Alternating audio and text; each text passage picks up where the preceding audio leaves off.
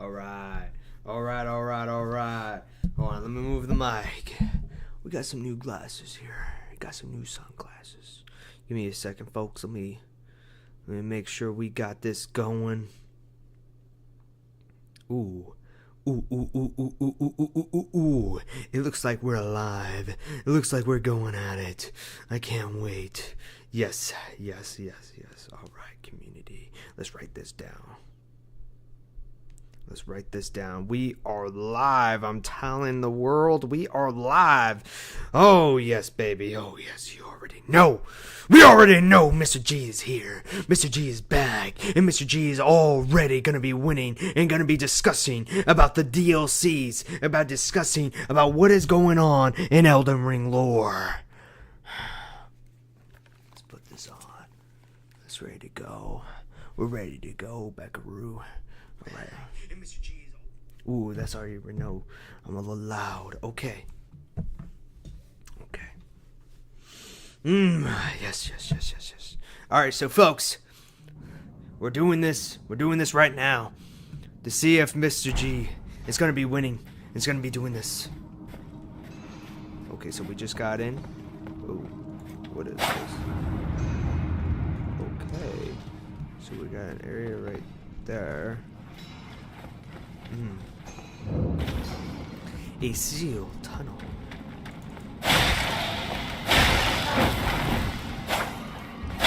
I don't want to use my thing because you know what? I'm saving it for on a rainy day. We're gonna be taking out every boss, taking out everybody.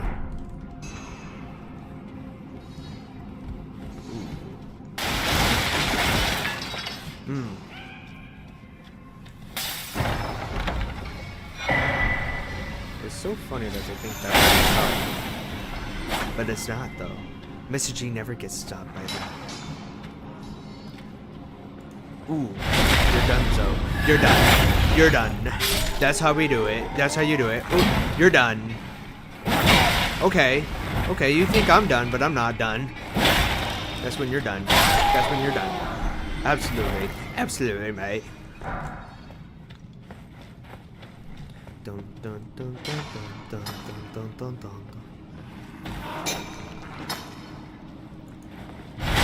Mr. G is coming out. Mr. G comes out behind. Mr. G does everything because you already know that Mr. G always comes out on top!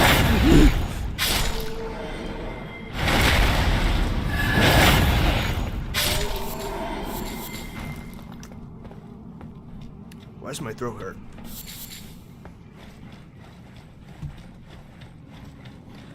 Alright. Mr. G, oh Mr. G, my theme song is gonna be coming in a second. And people are gonna be singing every day. They're gonna be Mr. G, oh Mr. G, oh Mr. G, oh Mr. G.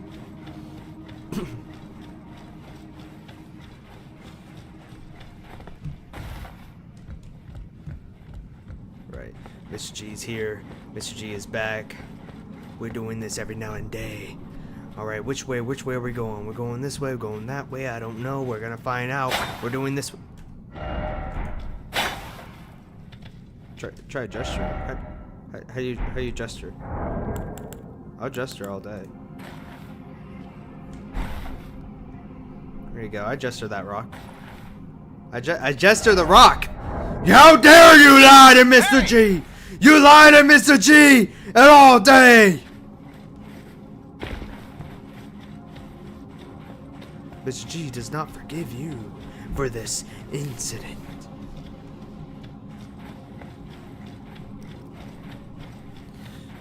Mr. G's coming in. Mr. G's gonna be winning all day right now.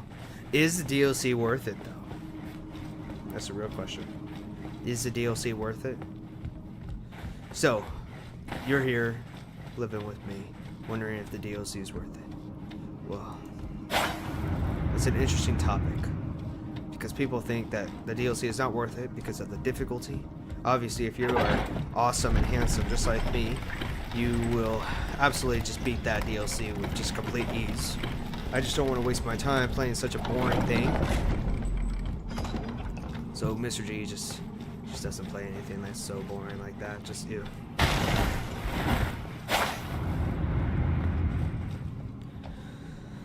Okay, don't be doing stuff like that. Freaking trying to do some invisible walls up in here. What is this area, man? I am in.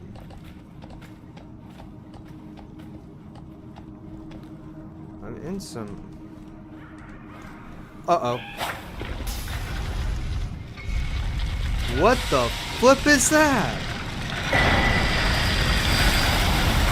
Oh my god. Okay, that didn't do that much damage.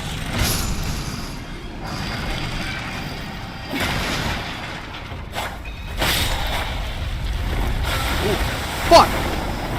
Get away from me! Get away from me! I don't like you! I don't like you!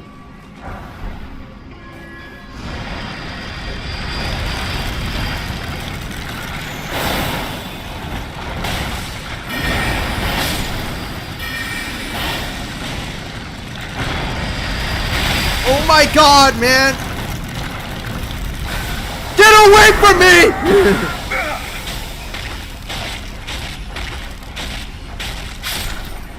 Mr. G got freaking owned. But Mr. G let him get owned because you know what? He knew that that person was hungry. Because you know what? I know everything. I know everything about this game. I'm just playing foolish. I'm actually teasing everybody who's just a little bit of a noob, who don't know nothing about Elden Ring, who doesn't know how to be the top gamer G! Where do I go? I think it's this one. Go this way. Go this way. This DLC is too much.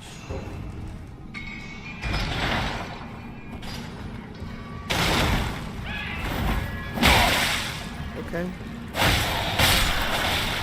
You can get home, man. I don't care, bro.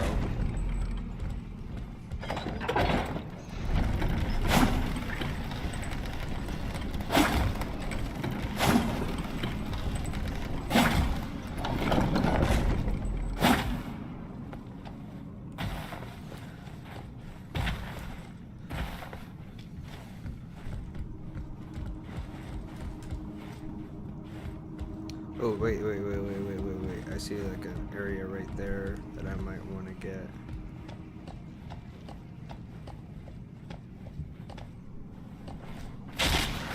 Hey, what's up?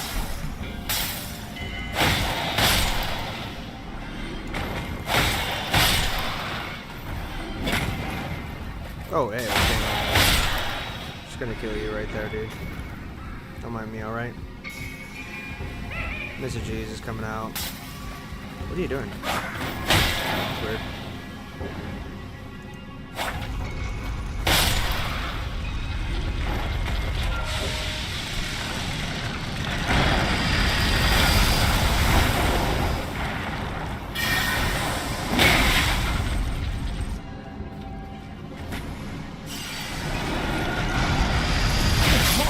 Oh my god, man. Dude, this guy, who... What is that? What the fuck is that? Hey, yo, bro. Hey, yo, what's up? Actually, what's going on, man? How you doing? We're gonna be talking about the DLC for this stream because I actually have a video to show you guys as well. I'm just gonna wait until everybody, you know, builds up, and we're gonna talk about it. Do you have the DLC? I forgot. Because trying to remember. Be actually a good discussion to talk about. Someone's gonna come up right behind me. Yep. So yeah. We're gonna talk about it. I think that's gonna be really a fun discussion. 4 minutes. I don't know how you take them long baths like that, bro. It was like, dude, I don't know. It's them baths 4 minutes, man. Damn, dude. I'll be like in the bath, in the shower for so freaking long, you don't even know, man. Well, I mean, obviously you wouldn't know. I mean, kind of weird if you did know, but you don't know, right? You don't know anything, right? Let's see. Oh.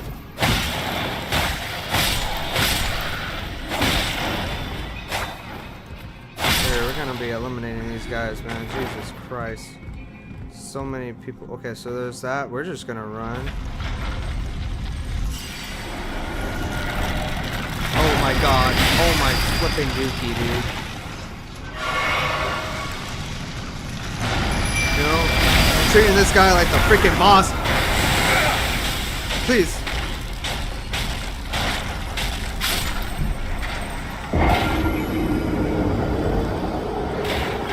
Dude, how the flip are you supposed to kill this dude, man? My god. That guy seems like the freaking boss. Are you sure he ain't the boss? He might be a boss. Might be, I don't know. I don't think anybody knows yet. The boss, I played a game in for 8 hours, died 72 times around this fight. I frustrated. Oh, yeah. I mean, I haven't got to that fight yet. Oh wait, I have got to that fight. Right, that's the guy that's on the horse, right? That's the guy that's on the horse. I got to that fight. I did that fight. I'm really... I mean, maybe you just need to level up, bro. What type of build are you doing? I kind of forgot what type of build you're doing. Because I know, I know that there is a lot of things we can be doing. Yeah, it's the horse guy. See, man, I feel so bad because I don't know, like, all the names so well, like, at the back of my freaking hand.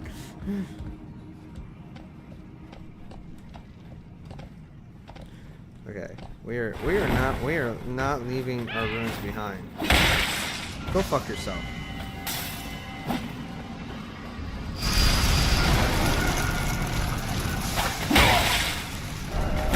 Fuck. Going up! Going up! Damn it! Damn it!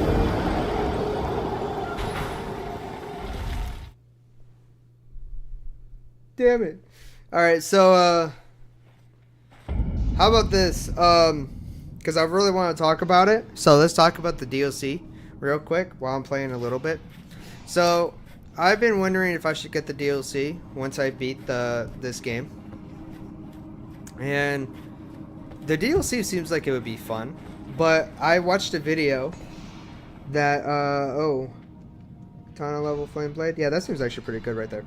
So I watched a video, and we're going to go over it, about people that are talking about the DLC. This person, this individual, he talks about the DLC, and he says that the DLC is really, really awful and really, really bad.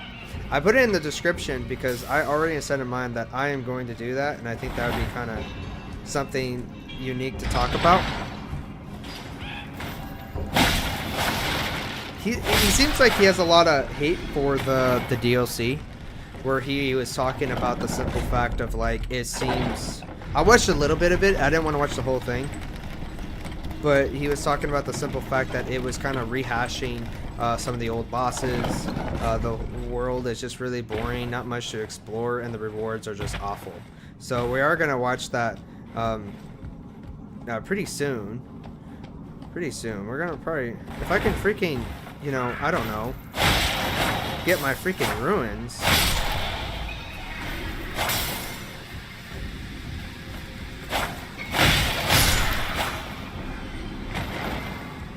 I don't care, dude.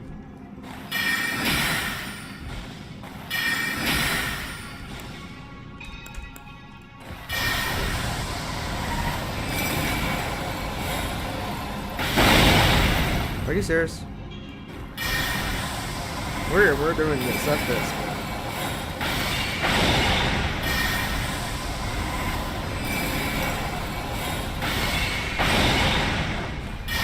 The DLC end boss mode is impossible to kill. I think they patched and made it easier, but I'm not sure it's easy. And the boss you're fighting, right, use heavy weapons instead of katana, and it would hit more.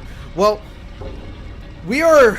That's what I wanted to talk about it with this stream, because I don't really like making videos about this, about stuff like this, but I don't mind talking about it during the streams.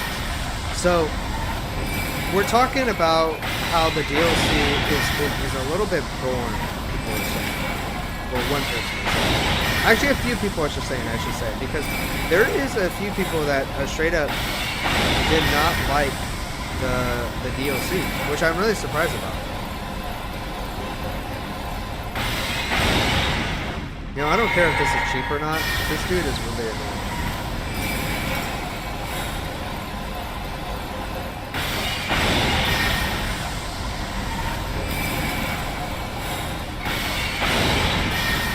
If you're gonna do this,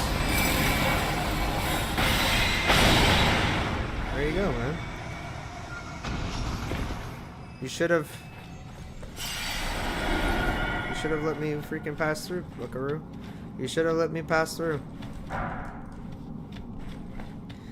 So after I defeat this boss, and maybe soon when we get like a little bit more people, we might actually watch it. If not, we can just watch it, just me and you. We can discuss on it, because I think that'd be kind of cool.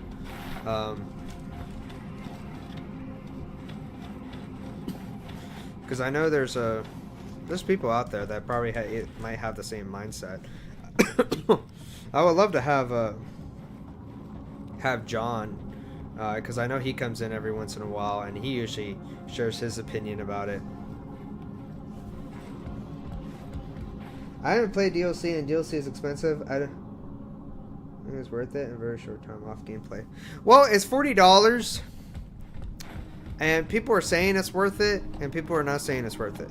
So once we, once I try to understand the community side of it, like Elden Ring's community, whether or not it's worth it or not worth it, because when it first launched, I think it got mixed reviews, if I'm correct, right? It got mixed reviews, and people were just not too sure how to feel about it because of the difficulty. Now, I'm not actually affected by the difficulty. I'm not like for one that actually really strive away from a game's difficulty and critique that.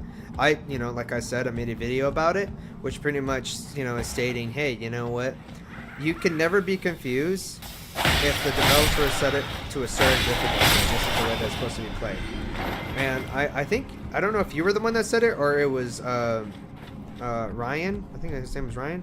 Said it, which is pretty much like pretty much said, I'm trying to remember, damn it, that the game is just wants you to explore. The DLC wants you to explore and live, try to get everything in the game at least, try your best. So, but the biggest thing though, I don't even know what that was.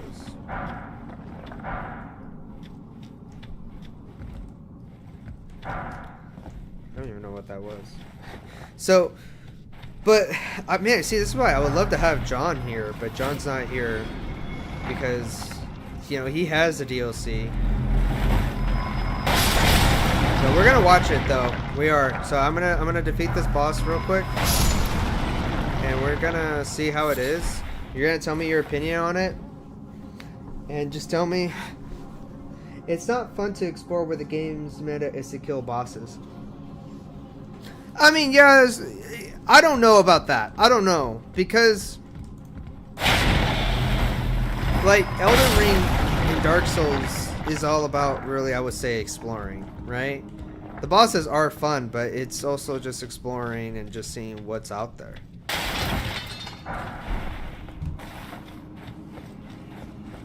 So... get it going.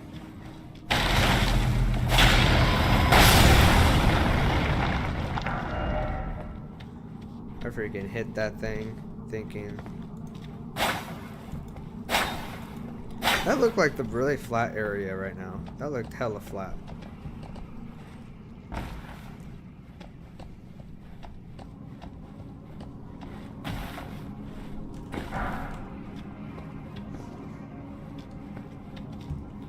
Hold on.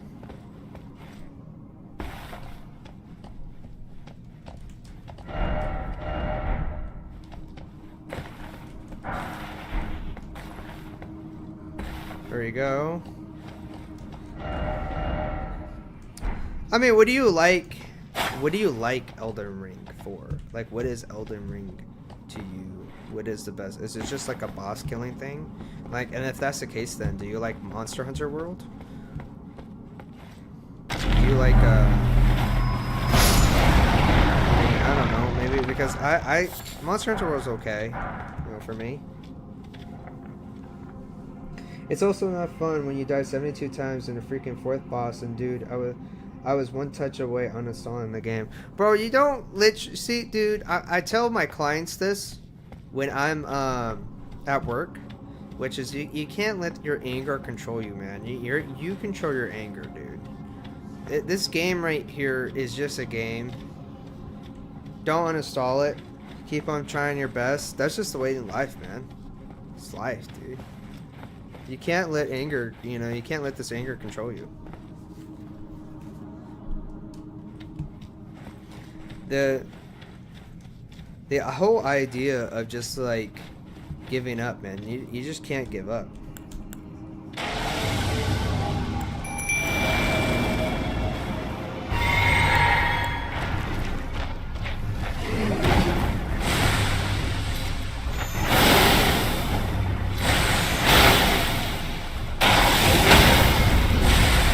This freaking boss is hella easy right now, bro. Hold on, I think I just said something funny, but I'll see.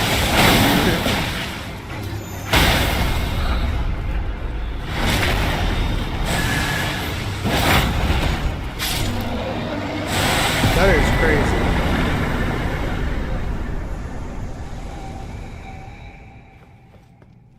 That dude was so easy right now, you wouldn't believe. What is this area? Whoa. Why is there bloodstains here? There's so many questions now I have. I like Elden Ring. That's so funny, man. You must find it really attractive. I'm like, oh yeah, man. Hell yeah, bro. Ooh. You should come over here, baby.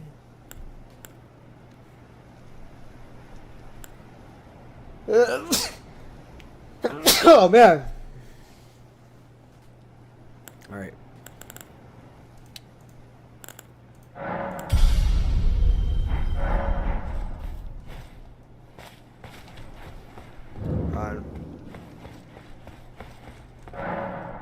It's tightly blocked shut. Well, what the flip is the point of being here, man? What's the point of being here?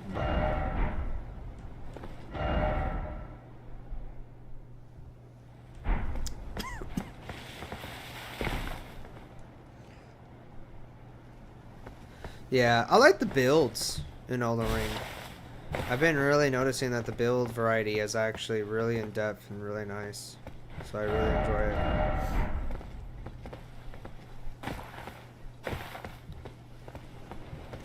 Alright. I don't... Try snake. What the fuck? I don't know what to do with this one, unless you know. But, let's just watch the video. So I'm gonna put the video on. Give me a second.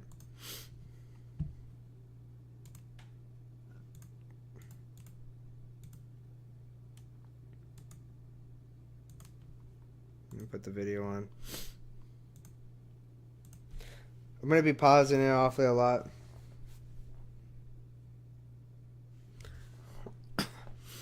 I hope they do. I hope they do make another one. I hope they do make one, because that would be really cool. But if they don't, it's unfortunate.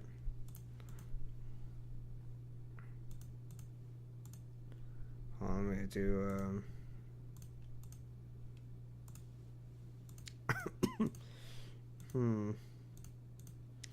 Hold on.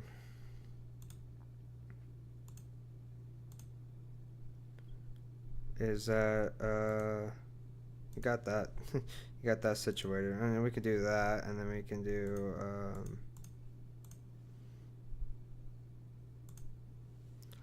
Chrome. Oh, we can do that. All right. Go to Wix.com and in a game's. So this guy, he's talking about it. He's talking about Shadow of Erdtree critique from the software's worst DLC yet. And I don't know if it's actually the worst DLC, but we'll see. I'm going to pause it every once in a while because I don't really want to try to get copyright, but so I can actually get my input on it.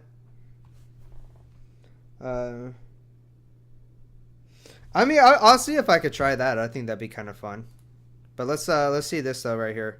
In a games industry full of disappointment and mediocrity, From Software stands out as one of the last pillars of excellence. Like many others, I looked forward to Elden Ring's expansion more than any other new game release, because I knew that From Software... I really like this guy's voice though. This guy's voice is pretty... I don't know if that's kind of weird. couldn't let me down. And unfortunately, I was wrong. It gravely hurts me to admit this, but Shadow of the Erdtree is by far the worst Miyazaki-led Souls-like title to date. It takes every flaw present in Elden Ring's exploration and boss design and makes them several times worse. I'm certain that a lot of the negative discourse surrounding Elden Ring's expansion will be centered around the overly difficult bosses, and while I agree that the bosses are overtuned and not fun to learn, I also think the... I mean, I don't know. I haven't played the DLC, but I would say like kind of the biggest thing about Elden Ring is learning the bosses, right? It's kind of just learning how they move and how to dodge them, I guess, because a lot of people were complaining about the DLCs not actually the bosses just being too hard, which is kind of funny to say. It's just kind of funny, but I don't know. Difficulty discussion is overshadowing the DLC's biggest flaw. Immediately when I started playing Shadow of the Erdtree, I could feel that something was not right. And I think a lot of people aren't admitting it, but they could feel it too. On my first playthrough of Elden Ring, I was immediately hooked. Yet now in the DLC, I could not contain my boredom. Much to my dismay, I realized that the worst part of the DLC is not the bosses, it's the exploration. There are two types of rewards for exploration. Intrinsic rewards that are inherently enjoyable, like a beautiful view or a fun boss, and extrinsic rewards like increasing character stats. Shadow of the Erdtree has inconsistent intrinsic rewards, and downright terrible If boss not difficulty, then it's not a Souls game. So... I mean, when you're buying, I feel like when you buy the DLC, right, it's because you love Elden Ring, right? So you want more of that content, just like anybody who's, you know, doing content, whether it be on YouTube or this, right? You're trying to give to your fans of like, okay, this is good content. I want to keep making this content. But his point is kind of interesting because he was saying there's no good rewards, like I was saying earlier. So, extrinsic rewards. The majority of intrinsic rewards in Elden Ring's base game were underwhelming, and then a small amount were truly great. Typically, after riding your horse past a ton of reskinned enemies for 6 to 8 minutes... It usually took longer to find dungeons the further you were into the game. I should have said 3 to 8 minutes. Okay, well. See, I never played the DLC, though. That's why it's like... Really? You might find a linear cave with mostly one enemy type and a reskinned boss at the end. Also, many of the extrinsic rewards you would find in these dungeons would be useless for any one build, such as a melee fighter finding spells. The glue that held this uneven experience together was the universal extrinsic reward of runes to increase player stats. Even if a cave was boring and had a reskinned boss, at least I leveled up. Like many players, I started the DLC around level 150, meaning that I had already hit almost all of the caps on my stats and I would get highly diminished returns for increasing my levels. What's like the cap? I don't even know the caps, really. I don't know the caps, but we'll see, though. He seems like... I don't know, maybe I'm assuming too much because he seems like he put a lot of effort into this video. Unfortunately, I can't show the whole video because I think that's against YouTube rules. But it is something to open up the discussion about. Like I said, is the DLC like, is it like really bad or can it be good? I just say the YouTube video to find dungeons. I just see the YouTube video to find dungeons to kill bosses. Is it cheating? I don't think it's cheating per se, but it does actually. I do that too, but I do it only because I'm streaming and I kind of want to show you guys, hey, there's this other place that could do, and I'm always trying to find things to do. But also the fact is that I mean, I don't think it's cheating. I don't think it's necessarily cheating. But I also think it's kind of not the way that the game is intended, if that makes sense. Because the game is intended for you to explore and intended for you to go to one area, to one point, try to explore, try to see everything where it's at. And I think that's the way that the game is intended. The game is not intended for you to just look up everything, which is what a lot of people do. Furthermore, I had max healing, a fully upgraded weapon, and tons of upgrade materials, so all of those rewards had also become useless. FromSoft understood the problem of useless rewards, so they added 2 new items, Scadu Tree Fragments, which I believe are supposed to be called Shadow Tree Fragments, and Revered Spirit Ash. I heard about Shadow that, Tree Fragments so... increase all player stats in the DLC world only, while Revered Spirit Ash increases the strength of summons and your horse, meaning that Revered Spirit Ash is largely useless for someone like me who doesn't use summons. So now instead of every enemy and tons of upgrade items being important rewards for exploration, there's only 1 or 2 items in the entire game. I know, right? It's kind of funny on that. I noticed that too. His healing bar is like so freaking high. His mind, he has like no mind. No mind. He has no... So this was like a strength build, I assume. This is a build I was trying to go for on my last playthrough. So he's doing some type of strength. Not the rewards for completing dungeons. You get these items by wandering around the open world and finding statues. As Video Game Donkey said, it's Paper Mario Sticker Star all over again. I love Video Game Donkey. I love Video Game Donkey. Video Game Donkey was so funny. I used to watch him during League of Legends. But, okay. Outside of Shadow Realm blessings, a few new talismans, and if you decide to build switch to a new weapon, all extrinsic rewards in the DLC are worthless. Now whenever I explore and see a purple item, I'm always thinking, please be the only important item in the game, and then I'm sorely disappointed when it's just another cookbook and I wasted my time. While playing the DLC, the same important question kept coming to my mind. Why is a game with mostly useless rewards open world? The whole point of the open world genre is exploring to find rewards. What? I guess in a way, I mean, see, it's so hard for me to critique these things because it's like I haven't even played the DLC, let alone even play the full game, right?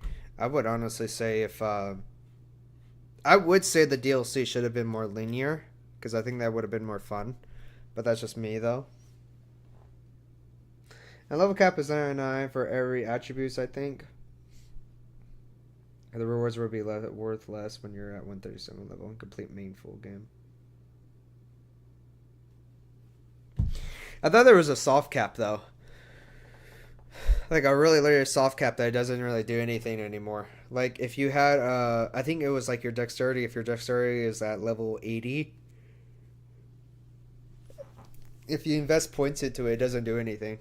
I thought that's what it was. Point does the open world serve if I have no reason to explore the mediocre caves? Unfortunately, it gets worse, as the intrinsic rewards for exploration are also worse than in the base game. As I'll get into later, many of the Remembrance bosses feel less like rewards and more like punishments, and the mini-boss quality is terrible. Most cave or catacombs bosses are just buffed up normal enemies that don't pose much challenge, and when it's something else it's usually an NPC or a reskin Death Knight. The base game also had normal... For the Death Knight comment, I just want to say that I even actually was looking that up too. There's only like one Death Knight. So for them to reskin a Death Knight, I mean, I don't find that necessarily too bad, but I don't like when games reskin stuff. But in Elden Ring, there actually is a lot of bosses that they do reskin, but the reskin, and like you said, I'm in agreement with that, is that, at least you level up by the reskins. Or maybe they change it up just a little bit. The rewards would be worth it when you're... Oh, yeah. Alright. I read that. My bad. enemies as dungeon bosses, but that worked better since you were a low-level character fighting an endgame mob, as opposed to a high-level character fighting a normal enemy. They also added forges as a new mini-dungeon environment, which I do think looks cool. However, the big twist with the forge dungeons is that they don't even have a boss at the end. Similar to the base game, the mini-dungeons are also lacking in enemy variety. Another reward for exploration are the mausoleums, which are always NPC invader duel fights instead of actual bosses. When Miyazaki said that Elden Ring DLC would be the size of Limgrave, I knew he was lying, but now I wish he was telling the truth, because somehow the terrible rewards for exploration are stretched even more thinly than in the base game. Although I could have missed some caves in my boredom, I didn't find any caves at all in the 3 ginormous southern regions of the map. One of those regions being the Abyss, where your horse is too scared to be rideable, so I explored the sea of reskinned rat enemies slowly on foot, only to find more cookbooks. I still can't believe that there are 3 giant regions in the south of the map that each have nothing of interest besides a single short legacy dungeon and remembrance boss. For a FromSoft game, I was constantly taken aback by how absurdly lazy the DLC was. The entire game, I kept wondering what would be on top. I wouldn't say lazy. A lot of people use the word lazy so much. I just want to say this. This DLC does seem like they put a lot of work into it, and for him to say it was lazy is a little bit kind of like a slap to the face, because I think they did put work into this. You know, they created a whole new map, they created this, they created these bosses too. There are some different bosses, and I know he says he doesn't like them, he doesn't find them fun, but he created them. They did work. Yeah. Oh man, I'm freaking tired, bro. In Elden Ring, there are 3 main enemies and dungeons that you encounter the most. 1 skeleton, 2 monkeys with sword, and 3rd, I forgot. Did you remember? Third, the most common. I don't know. I can't remember. I'm over here thinking of like flowers, the flowers or something, but nah. He's upset, but it's okay though. I mean, this guy clearly has a lot of passion to it because he made a 40-minute video, and that takes a long freaking time. Top of that large green plateau to the northeast, only to finally discover 2 tree sentinels and a fallen star beast. I would admit that right off the bat, I don't really want to fight another tree sentinels again in the DLC. I think that's a little bit too much. Because you already have to fight 1 tree sentinel at the beginning, and then you fight a tree sentinel towards the end. And it's kind of like only they just do a duplicate of it. Which is kind of silly to me if they rehashed it to the DLC. So I would admit it's a little fishy there. Reskinned over. This one, I don't know. I don't think they use this one really that much. But okay. World bosses from the last game. This game also brings back dragons, and for the love of God, why? Didn't we fight enough of the 15 million dragons in the base game? I suppose the Why, how many dragons do you fight in the base game? How many dragons do you fight? You know? How many dragons are we fighting in the base game, man? Damn. If people were fighting dragons... I don't know, man. That might be a little bit much there.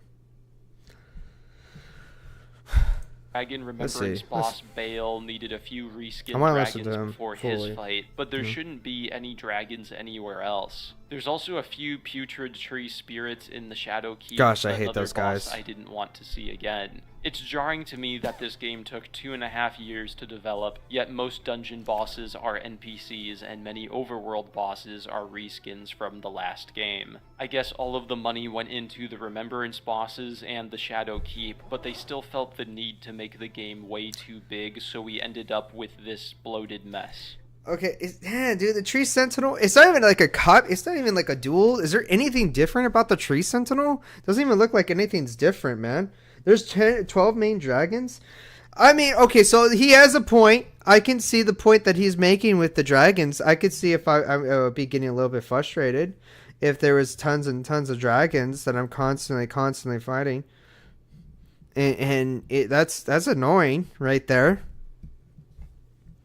I would to fight 12 main dragon bosses. No, damn man, 12. I didn't know there was freaking 12. 12 is a little bit much, man. Damn, 12 is a lot. Now, if you get the DLC, you'd be fighting way more dragons now. Another time I was taken aback by the game's laziness was when I completed the Stone Coffin Fissure Legacy Dungeon and beat Putrescent Knight, only to be rewarded with a cookbook. They couldn't even have the decency to reward me with a single Shadow Tree fragment. The only intrinsic reward that was consistently good was the environmental art. Every time I discovered a new region of the map, I would be blown away by its immense... I'm glad that he's commenting on like how pretty the game is, because Elden Ring's graphics are still... I honestly think Elden Ring's graphics are going to hold up for quite some time. The graphics, it's just really freaking good, man. You know, to stop and look at the world and look how pretty it is, it's like, wow. So, yeah, all dragons have very similar attacks. I would suspect that, because having 12 main dragons and then adding more dragons, I can see the frustration for this guy. So this guy does have some points. He has some points. There's no denying that. I feel like that's why it's making me question. It was like, man, dude, should I get the DLC or should I not, man? $40 is not very easy money, bro. It's not very easy money for anybody. So... beauty. The color theory and the lighting is some of the best I've ever seen in video games, almost like a Bob Ross painting come to life. Of course, when actually exploring most of it, all you find are reskinned enemies, NPC bosses, and empty space, but at least it looks really good. While playing the DLC, I'd constantly be overwhelmed by its ginormous size that rivals the base game. I'm certain that many will praise it for its size, but I do not see bigger as better. More so than in the base game, the DLC is quantity over quality to the max. Every time I stumbled upon a new beautiful vista, my only thought was, damn, dude, I would admit, the freaking, like, the scenes that he's showing right now, he really put a lot of time into this video. The scenes that he's showing is really good scenes. We're talking about, like, people, like, probably not even doing that much effort, but he's actually capturing all the moments in Elden Ring, capturing how beautiful it is in this DLC. So at first I thought he was just going to do a lot of hating over and over and over again. Excuse me. Because the problem with that is that when you have like so much hating going on, it's like, whoa, man, like calm down, bro. Have to ride my horse through every inch of this boredom to find underwhelming caves with unimportant rewards to eventually find a nugget of interesting content in the Legacy Dungeon. Intrinsically and extrinsically, open world exploration is far worse than in Elden Ring's base game. But what about the Legacy Dungeons? Could these levels give me the traditional Souls-like experience I so desire? There are 6-ish legacy dungeons in the DLC, although some are too tiny to really count. I'll cover the level design of these dungeons separate from the bosses, which I'll analyze later in the video. I'm also going to separate the legacy dungeons into 3 categories, those being small and underwhelming, small and fun, and large and fun. Starting with the largest category, small and underwhelming, we have the first legacy dungeon, Bellurat. The enemy variety here is almost cave levels of bad with the same 2 ghost enemies everywhere, and the interconnectivity is by no means amazing. The second legacy dungeon... The main problem is that they never gave option to upgrade the horse. That would have been a great idea. That honestly was a good idea. Hire you, bro. Hire you. That is a great freaking idea. Should you upgrade your horse? That is a great idea to go upgrade your horse. Yeah, that would have been a great idea to maybe even customize your horse, to maybe even just like maybe do some extra things with the horse, something like that. Maybe like jump up another freaking time. I don't know. That would have been actually solved some issues that this guy was having, because he's trying to find reasons to progress. Which I don't know if the DLC is like is where you're trying to progress in, because at that point like you're at end game, right? So hold on, now I'm very curious now real quick, like Elden Ring DLC, what level should I be? Yeah, what level should I be? Level 120, 2050? And he started at level 150, right? So he started at level 150. Damn, that's actually crazy. That would have been a little bit bad. Man, that's actually a really great idea. That honestly is. I'm being dead ass. That's a great freaking idea. Castle Ensis is worse, to the point that I don't really consider it a legacy dungeon. It's more like a fort with a really difficult boss. So that's how they're growing so fast. They're hiring freelancers. Look what they're doing with AI experts. Stone Coffin Fissure is the southern dungeon, and it's also pretty short and boring with the same rock turret enemies everywhere. Hey guys, while editing the video I realized that the bigger issue with the small legacy dungeons is less that they have bad enemy variety, and more that they reuse too many enemies between each other and the open world so they feel repetitive. I think I was a bit too negative in this quick analysis, which is because the small legacy dungeons weren't good enough to make up for the empty world surrounding them. Well, at least he goes back and tries Stepping it up into the small and it. fun dungeons, we have one of my favorites, Midra's Mainz. This manor has good enemy variety, illusory walls behind paintings, and some solid interconnected level design. I love it when you start from the floor and scale the level to the rafters and then have to do jank They should give a dragon as replacement to a horse and something flying bosses to fight. That'd be so cool. That would be cool. You know, kind of like... So, I played Dark Souls 1. I played Dark Souls 3 a little bit. And, you know, now I'm playing Elden Ring. It's kind of like all these games kind of are very similar. Like, they do have, like, some, you know, things that are a little bit different about themselves, but they are very similar when it comes down to gameplay and just your attributes and everything. So, doing something like that would be actually really fun. Like, to have your dragon, like, to ride your dragon, that'd be cool. So, whatever From Software makes, whatever, like, other game they make or, you know, whatever it is, that'd be awesome to explore. I'm going to be right back for like 2.2 seconds, but I'm actually going to play the video a little bit, and I'll be right back, okay? So, hold on.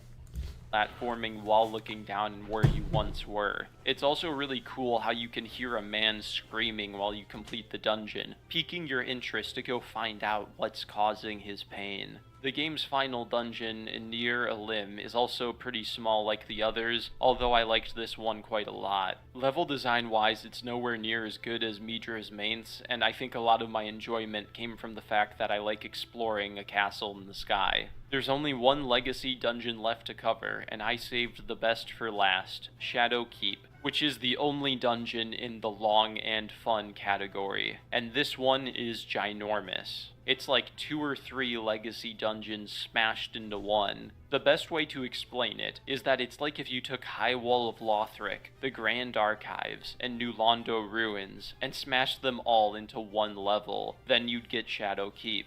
I particularly enjoyed traversing the Grand Archives section of the level, where you scale the inside and outside of a library tower in pursuit of the keep's lord. Another cool thing about Shadow Keep is that it connects to 7 different plateaus that surround it at different elevations, meaning that you'll enter the Shadow Keep, explore a little, find a coffin that leads to another...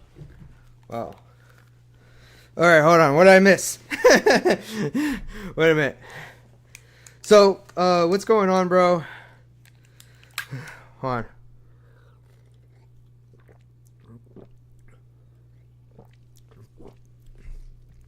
So we're talking about DLC, the DLC of Elden Ring, and he has like a big issue of the DLC. You played the DLC before, right? My coach, my amazing coach, because this guy has a massive problem, you know. He does have some good criticism, though, about reusing the bosses. So, having to fight the Tree Sentinel again is kind of annoying. The dragons are kind of annoying. Now, as for exploration, I don't really... I don't know if he has a point on that, but I would get frustrated if there was, like, nothing really good. Well, maybe... So, stick by, because I actually kind of want I want your opinion on this, on some of the things he was saying. I watched a little bit of it... That's why I left, because I watched a little bit of it, but now I'm at the point now that I haven't watched it now. Other plateau, then you'll explore that for 5+ hours before returning to the best level in the game, and this gameplay loop occurs several times. The only problem with this gameplay loop is that some of the plateaus, like the northeast and northwest green ones, are exceptionally boring with tons of free-skinned enemies, empty space, and no caves. But I digress. Shadowkeep is the best part of the DLC by far. It's so good that I wish the overworld was shrunk down to a quarter of its size, and that the DLC was just the Shadowkeep connecting you to other... Like I said, though, I think, honestly, the DLC should have... excuse me. I think the DLC shouldn't have been like an open world. I think it should have been much more linear. Or, just taking your idea, too, which is to upgrade your horse. That would be cool. That will actually help out the exploration. $40 is a lot, though. I think $40 is just a lot.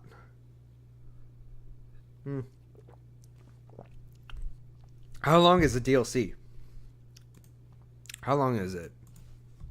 Kind of now want to look that up.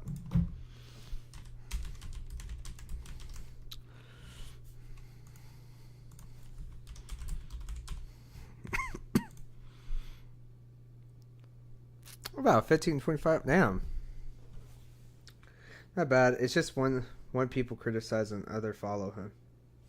There's a bunch of people that are like followers though. There's a bunch of people. They follow,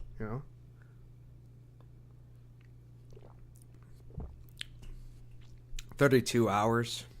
Some people say. People will just really... But this guy right here doesn't seem like he's actually criticizing. Like, what I mean... Some people actually are just like him right now. He's like... He's not doing this... Maybe he's doing this for the views. I don't think he is. I think he legitimately actually really doesn't like the DLC. But... Other legacy dungeons, and a few small overworld zones full of things to find. But that isn't what we got. Although it's good that there is a fantastic level in the DLC, I can't help but feel like it came at the cost of other legacy dungeons shrinking in size as they got less attention. This is a very big problem, as there are entire regions of the map that are almost completely empty outside of their legacy dungeon. And when those dungeons are super short, that means the only good... I think I think why the entire layout of the DLC is so big and non-linear is because they want people to explore the world. It's also completely optional in a lot of areas. Yeah, well, let me ask you, man. Do you think the DLC is worth $40? There you go. Because this guy seems like he absolutely does not like it. He absolutely hates it. So, oh no, I just thought it would be. Excuse me. I know I'm damn. I had a really, really heavy day today because my brother was in the hospital. But, it's I don't know. The DLC costs damn, man. Like, if it was $30 up, maybe. But, man, 40 it just jumps right all the way up to 40. Damn. Good reward for exploration isn't really worth the cost of riding Torrent around every inch of the overworld's empty wasteland. So exploration is not very good, and the legacy dungeons are a mixed bag, which only leaves one thing left to talk about, the boss battles. And just like with exploration, a lot of people are pointing out that something just isn't right with these bosses. Something just isn't fun anymore. Some say the biggest problem is that the bosses never stop attacking, while others say their damage is overtuned. And I'm here to disagree with all of them, not because they aren't valid complaints, but because... Wow, I'm actually surprised that I honestly thought he was going to go at it and be like, nah, man, the bosses are overtuned. And they're all that, because a lot of complaints. That was a very massive complaint I was hearing non-stop. So I'm surprised he didn't go for that one. I think it's worth its price. The views from the game is great, in my opinion. The price seems worth it for what it is. The challenge does increase, but it's common for Soulsborne games. Yeah, I mean, that's cool. That's good that you enjoy it. You know, some people, they're not enjoying it. But I'm also, like, back again, though. This guy, I'm absolutely surprised that he didn't... to be harder than the base game. Yeah, I always hear that. That's a common thing where, like, Dark Souls games or, you know, now Elden Ring, the DLCs are usually harder than the base game.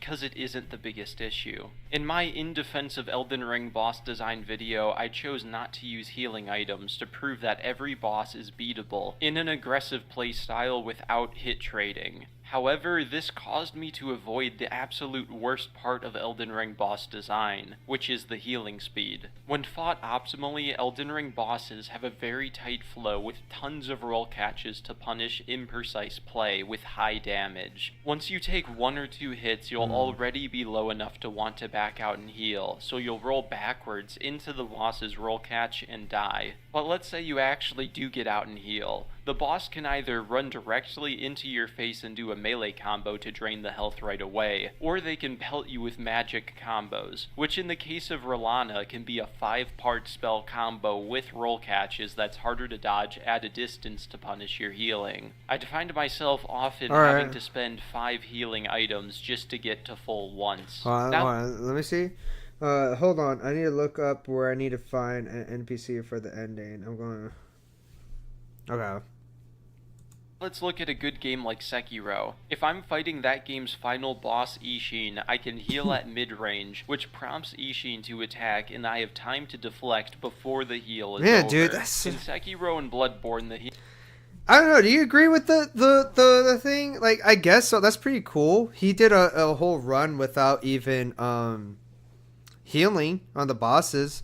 And the bosses he's saying are way too aggressive, so he has no chance to heal. Which is kind of like pretty much what he was saying. Pretty much saying like, you know, the bosses are too hard. So it's kind of like that, what he's saying. But we'll see.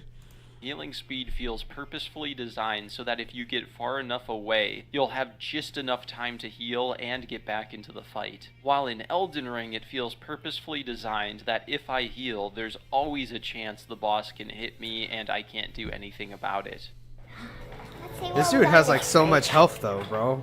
Does he even need a recipe? The dude has so much health. Sometimes get away with waiting for a charged heavy opening to heal, but since the boss's posture bar is always lowering, I'd rather just take the charged heavy and only heal after posture break. The issue with healing isn't just a problem with some bosses, it's every Remembrance boss. I genuinely believe that if healing speed was increased to 1.5 to 2 times, a good amount of the difficulty complaints would resolve. This seems like an easy fix for FromSoft to add, but they will never do it because they want you to die a bunch. In my last Elden Ring video, I pointed out that the game is terrible at communicating how to fight the bosses in a fun way. They don't show the posture bar. That's actually kind of funny. That's literally... I went over to my brother's house after he just got out from the hospital, and that's actually something that he said. So I decided to pop in like Doom Eternal and decided to play that a little bit. And the Doom Eternal, if you guys haven't played it, it actually tells you on how to beat the boss.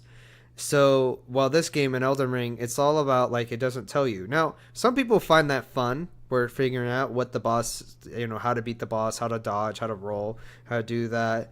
And some people just like might not find that enjoyable. So or indicate jumpable attacks, or teach the player positioning openings with a teaching boss. I thought this was because it was too hard to teach the player game mechanics in an open world where they can go anywhere, but after the DLC I realized that I was an overly optimistic idiot. The reason why these bosses don't communicate anything to the player is because they don't want the vast majority of players to learn how to fight the bosses in a fun way. Take an example like Bale. He has an instant damage roar knockdown into lightning spam that he combos with melee attacks after. A challenge runner might notice the tiniest visual cue, like with how he slightly brings his head forward before doing the roar. But that cue is purposefully hidden because the developers don't want you to figure out how to dodge the damage. They want you to get hit and then spam roll the lightning and then die to a melee attack and complain to your friends about how once again they made the hardest game you've ever played. While editing the video, I realized that the main tell for Bale's roar isn't head movement, but his right foot moving forward slightly, which is difficult to notice in the heat of battle. I would not have noticed this without reviewing my footage to make the video. This will be especially hard to see if the camera is stuck inside his body. That's actually kind of funny though. That kind of is a good point. Damn, man. That's a really freaking good point at that one. Damn. What do you guys think about it so far? Like, man. Damn, that's it's a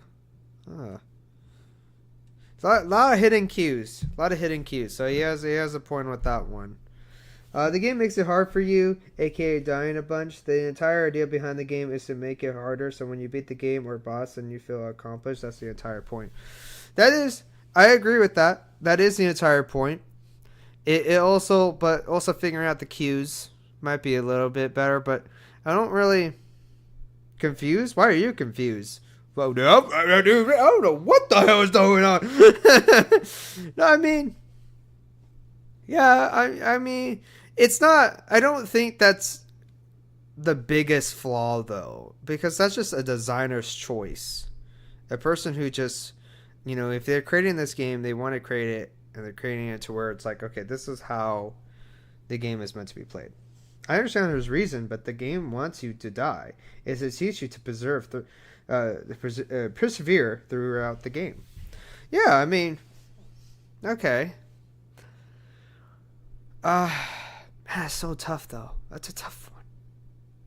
And through everything else in life, that's kind of funny. I think Elden Ring, if I'm correct, right? Doesn't Elden Ring actually help you out psychologically?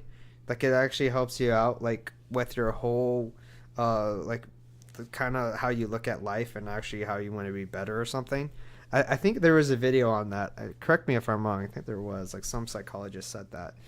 But let's see. FromSoft has completely lost the plot. It's no longer about making a fun game for the majority of players that is also hard. It's about hiding the intended way to play behind obscurity so that you either need to die hundreds of times through trial and error learning the boss, or you have to research challenge runner footage to learn the boss. For those I don't think you have to research anything on this. I don't think you have to research. I think it's just you trying to learn. If you're on a boss, you don't have to get off the game to go research something else. I think you can just learn it. I think I'll pirate this game. Don't pirate the damn thing, man. What are you doing, man? What are you doing? It's a DLC, bro. Those of us who want to overcome the boss without copying other strategies or doing tons of trial and error, this makes the learning process extremely unfun. Pair this with insane tracking to punish positioning opening. Also, the games aren't intended for the masses. They're intended for the people who are willing to play it through death after death and eventually find the joy of the game. That's actually true. That's also true. Some people really need to understand that too, that Dark Souls and the Dark Souls franchise and Elden Ring is just made for a certain type of people. It might not be made for you. And also, don't pirate it. I hope you're just joking about that, because this game, I think From Software is one of the few companies that are actually really, really good, and they're actually trying their best to make great, great games. And if that game is not good for you, then it's not for you, right? Like, Call of Duty releases the same freaking game every year, over and over and over again, and people purchase it. While Elden Ring or Dark Souls, they're trying to create an everlasting experience for you, to where you play the game and you feel accomplished every time you play the game. I think that's pretty cool. That's actually really, really nice. There's very few games that are like that now. Very few.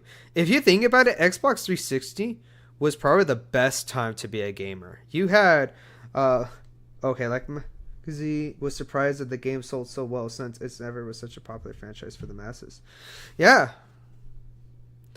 I wasn't necessarily that surprised because of the simple fact, my brother got seen it and he liked that it was an open world and you're on a horse and you're trying to explore. So I think that's what made probably people, just the whole simple fact of being open world. What else I was saying? But Xbox 360 though was the best time to be a gamer, man. Best time. You had Gears of War, that was freaking dope. You had Halo, that was freaking dope. You had some great Call of Duty games back in the day too. Xbox 360 was the stuff. But the reason why I'm bringing that up though is because I can't really see myself actually seeing a lot of game companies out there right now that are trying their best to create the best games of all time. Also, From Software is one of the most respected AAA game companies. Hell yeah, I respect them. I think you see my whole journey about it, my whole like character exploration about it, because I was like, I don't know, I was kind of like, I like Elden Ring, I don't love it. But now I'm like, I'm starting to really love it. I'm starting to really, really get into it. But my biggest complaint is the storyline. But I actually am really, really enjoying it though. Like I absolutely have been enjoying it. It's honestly pretty fun. I just English or Spanish the boss fight. High damage, slow. You know, it's funny. I was like at work at Cal Expo, and it was with me and my coworker Vinny, and we were freaking talking about that, like, because when you're at Cal Expo, there will be horses running right on the track, and you can't be moving. So when the horses are running, you have to stand still, right? And it seems like the horses are saying English or Spanish. We're just fucking standing there. They mainly do it for money, other AAA companies, but From Software for some experience more than not. That's what's so crazy though, because if you focus on the experience, the money will come with it. The money will come with it.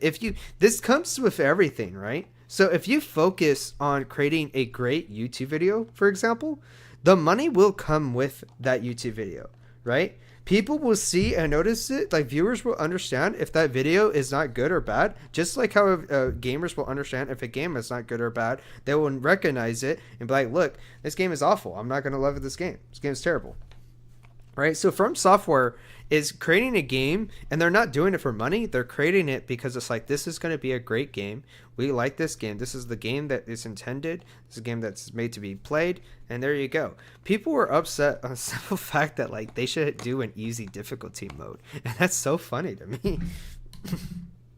Healing speed, and 1.5 million delayed attacks that you need to learn through trial and error, and the bosses are simply not fun to learn at all. I need at least faster healing speed and probably a Shadows Die Twice revival mechanic to make this start to feel fun. The reason why FromSoft fans who disliked Elden Ring boss design looked back fondly on Sekiro was because it was a hard game that gave the player tools to help learn boss movesets more quickly. They showed the posture bar, jumping attacks, stab attacks, had fast healing speed, allowed you to cancel attacks, and gave you revives. Is Sekiro beatable without any of these tools? Yes. Would it be a lot harder? Of course. But would it be more fun? I think the answer is obvious. Let's say a boss like Rolana takes me a little under 4 hours to beat. The first 2 to 3 hours aren't actually beatable because I haven't learned enough of their moveset. By the final 30 minutes, the boss starts becoming fun in a challenge run, I have to dodge 1 billion attacks sort of way, but I had to... Yeah, I just want to say I still never really finished. I never actually played the Sekiro game, so I might play that on stream one of these days, but I have to find ways to like make money. So I can actually like afford to get games. Some people just want they want an easy mode. Some people just want an easy mode. Maybe just, I don't know. It's silly to me because they don't really understand that the game is meant to be played that way. And also Elden Ring arguably is probably the most easiest one out of the franchise. I talked about it with another viewer named Jaden. So I talked to Jaden about it. You can also parry some bosses like Orlana. Yeah, but I don't think people want to hear that, I guess. I guess they just want to hear when's easy mode coming out. Suffer through hours of boring trial and error dying while healing to get there, which was not fun at all. This means that the majority of my time spent fighting the bosses on my first playthrough was not fun. Pair this up with the majority of exploration being boring, and the majority of legacy dungeons being underwhelming, and all of the 3 main elements I play Souls games for are not very good in the DLC. I feel like I'm seeing an almost cult-like response from some FromSoft fans against the difficulty criticism. They'll say things like, "You're complaining that the games known for being hard are hard. Stop complaining, get good." I think this sentiment is so absurdly stupid. That's also funny too. My brother thought, like, when I started streaming, that a lot of people in the comment section was just gonna be like that, gonna be commenting there, and it's like, man, you need to get good, you need to get good, which is kind of funny.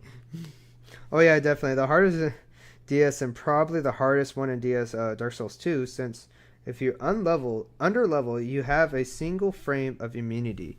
Yeah. Dark Souls 2 was like hard though, right? Dark Souls 2 like the hardest one? I'm not too sure which Dark Souls was like, which From Software game was really hard. I should probably word it that way, because I don't know if Demon Souls was like hard or the hardest one, or Dark Souls was the hardest one.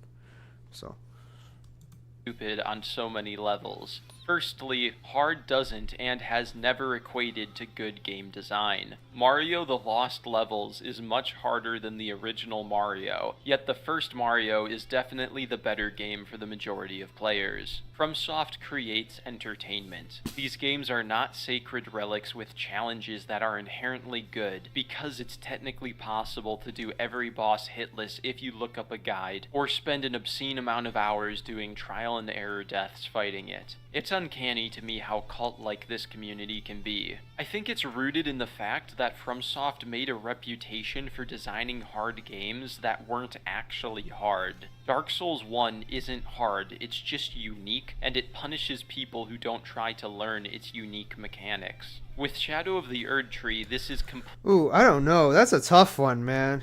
Definitely the hardest Dark Souls, and probably the hardest one in Dark Souls 2, since okay, I already read that one. But Dark Souls 2 is hard. I'm not sure it's the hardest though, but if you don't level up at all, then it's definitely one of the hardest. Look, this guy's really interesting though. We're talking about that. Like, I thought Dark Souls 1 was kind of hard. I thought it was. Saying that it has unique mechanics, and then dying and keep on dying, because like in Dark Souls 1, I actually got lost through where to go at the beginning, because I went down to the skeleton section and I just kept getting owned and I kept dying. So him just trying to say that, like, it's kind of funny, but it's okay though. It's all right. Some people have their opinions. completely not true at all. This game is absurd.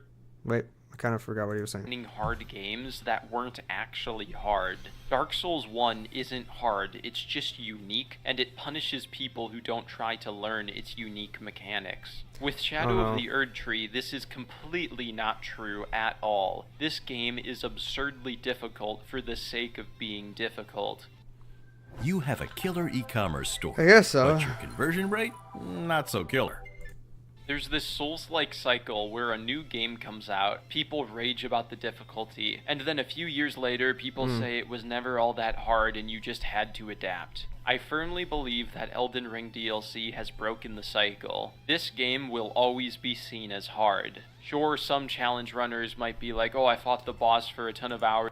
It's kind of funny he says that, because some of the viewers, some of you guys that have been commenting and watching this, literally, some of you guys actually said, was that the DLC wasn't really that hard. It just was like you just trying to learn, just like how any Elden Ring game or Dark Souls game.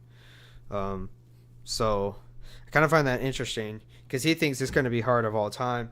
And it's kind of funny for him to say that too, because it's like way too early on. He honestly could change his opinion.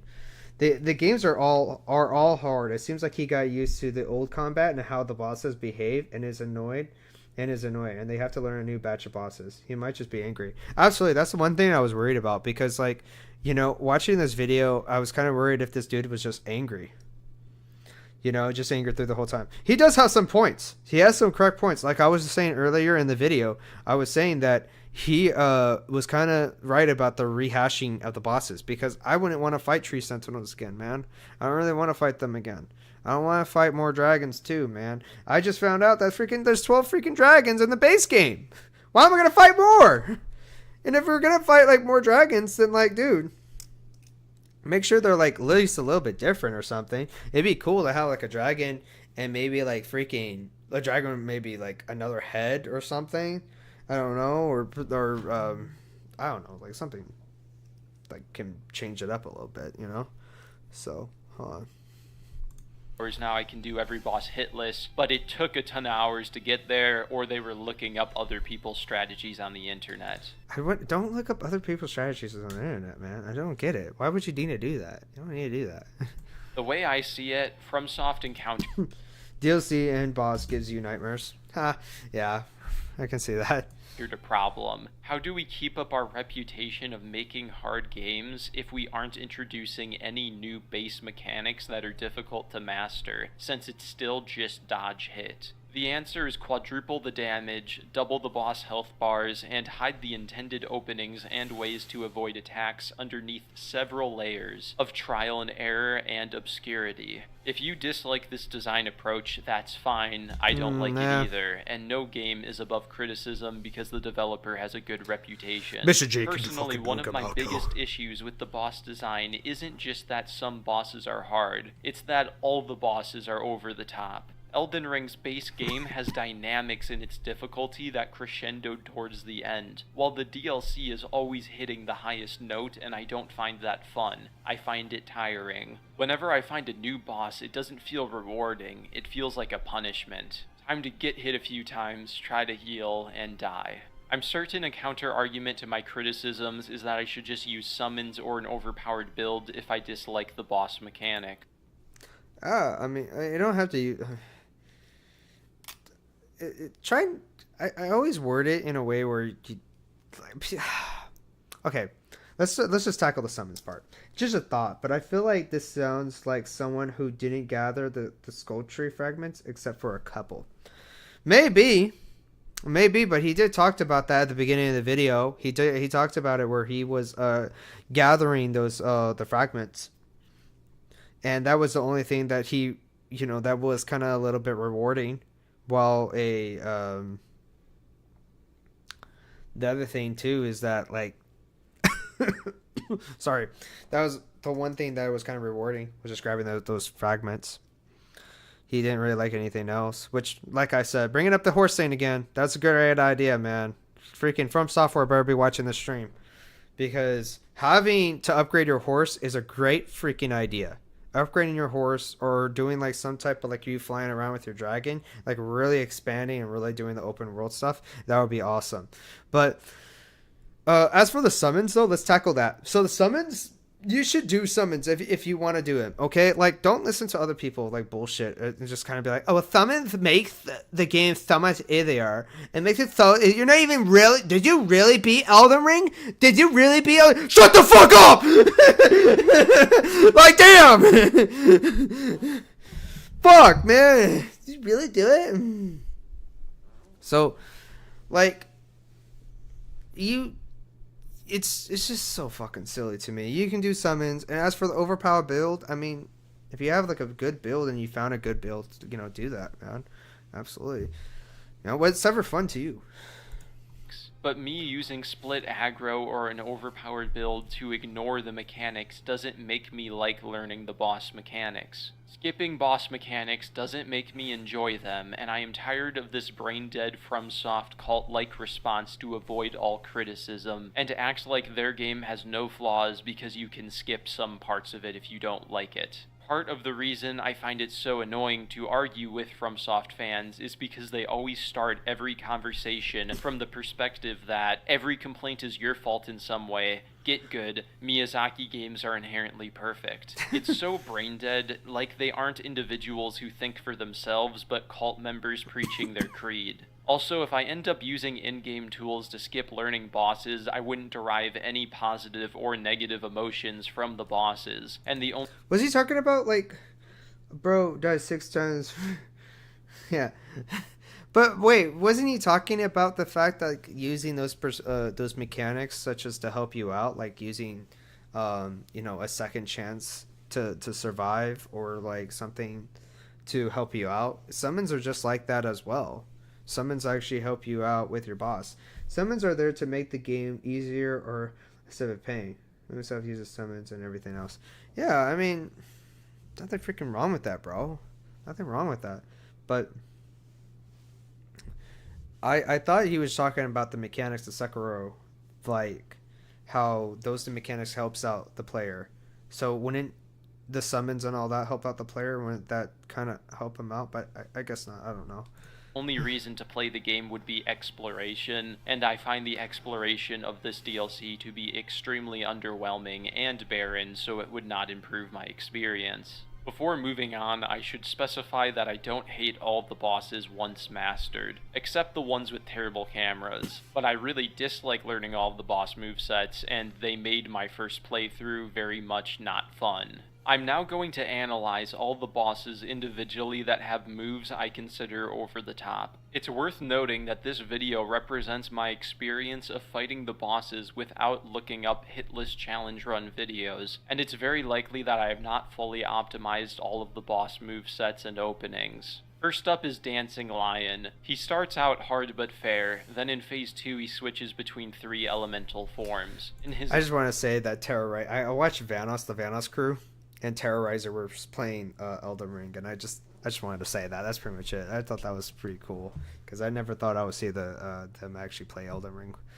Lightning form, lightning shocks appear all across the arena to stagger you out of your openings. This was the little sprinkle of bull the boss needed to have to go from fun to aggravating. His ice phase was also annoying, since with every attack, a bunch of ice damage would just appear around his body. But it wasn't fun too to fight. high, and you could just jump it, so it was more manageable than the lightning form. Midra, Lord of Frenzied Flame, is actually an amazing boss that isn't too hard to figure out. I love her design and graceful attack rhythm, and her openings are easy to find. The only issue is that Midra is especially bad at killing people who try to That's a heal with frickin' her dude? million spell Does not attacks look like a and dude. fire roll catches. The Mother of Fingers is a difficult boss that I find fun, but at some point in the fight, she just spawns 3 add-on hand But that's a enemies. girl, okay. It's so stupid. You know what would make I get the lore-wise, it makes sense for the Mother of Fingers to give birth to fingers, but lore-wise, it also makes sense for other bosses to have soldiers in their arena. They don't, because it makes the gameplay worse. Yeah. Sometimes you can't make a lore about everything. You can't make lore about everything, because that might interfere with the gameplay. You know, gameplay comes first more than story. I don't even think a game can have a shitty story, but if it has like really, really good gameplay, then that's awesome. Because you know what's really funny is that people probably don't want to admit this, but Borderlands has a really fucking shitty storyline if you really truly think about it. Borderlands 1, and I can even do, if I did a lore video on that, it would last only like a few minutes, on the simple fact that Borderlands first one was just opening the vault. That's to simplify it, opening the vault. Borderlands 2, Handsome Jack comes in and he wants to kill Pandora. And then you have, this is so funny, gameplay is better than lore. That is as simple as that. Gameplay is better than the storyline. Alright. Honestly, all these things can be jumped. Hold on, let me read it. Sorry. Honestly, all these things can be jumped or rolled through. Plus, half of the Elden Ring bosses in Souls games are meant to be a dance of sorts and punish you for playing the dance wrong. Absolutely. I'm actually 100% correct on that. Every time I'm playing Elden Ring, it does. I would actually call it a dance to really understand. Although some bosses though are just not a dance at all. Before I actually popped this video in, I was fighting the Onyx Lord, and the Onyx Lord is not really a dance. It's just like keep hitting him over and over again because he can't do anything because he's like such a freaking lame-o.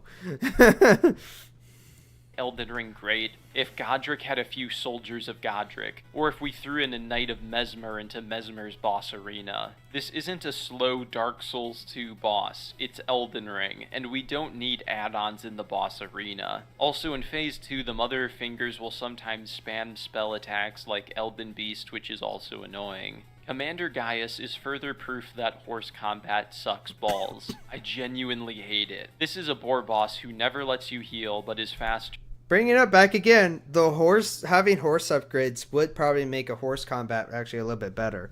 When I think when TIP was saying for me to fight this one boss, right?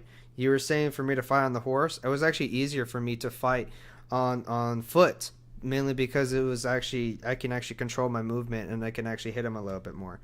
So upgrading your horses to try to make combat for horsing could be a little bit fun. What does that say here? Actually, the main problem is less about healing and more about how his charge attack seems undodgeable on foot. So, and more aggressive than other bosses since you're designed to fight it on a horse. But the horse doesn't have any iframes, and if he dies you have to click through a stupid menu prompt for him to revive. Eventually I just gave up and used the horse to dodge Gaius's oversized charge hitbox, then fought the boss melee. Some people enjoy horse combat because they use the iframes in your mount and dismounting animation to avoid attacks, which I think is the stupidest mechanic I've ever seen in a FromSoft game. Yeah, I'll dodge the boss. Just let me get off of the horse while his sword goes through me. That's really stupid, and I'm... Okay, I would admit, that actually does seem a little stupid. Like, saying it out loud, that's kind of silly. It is a little bit silly. But it's okay, though. It's alright.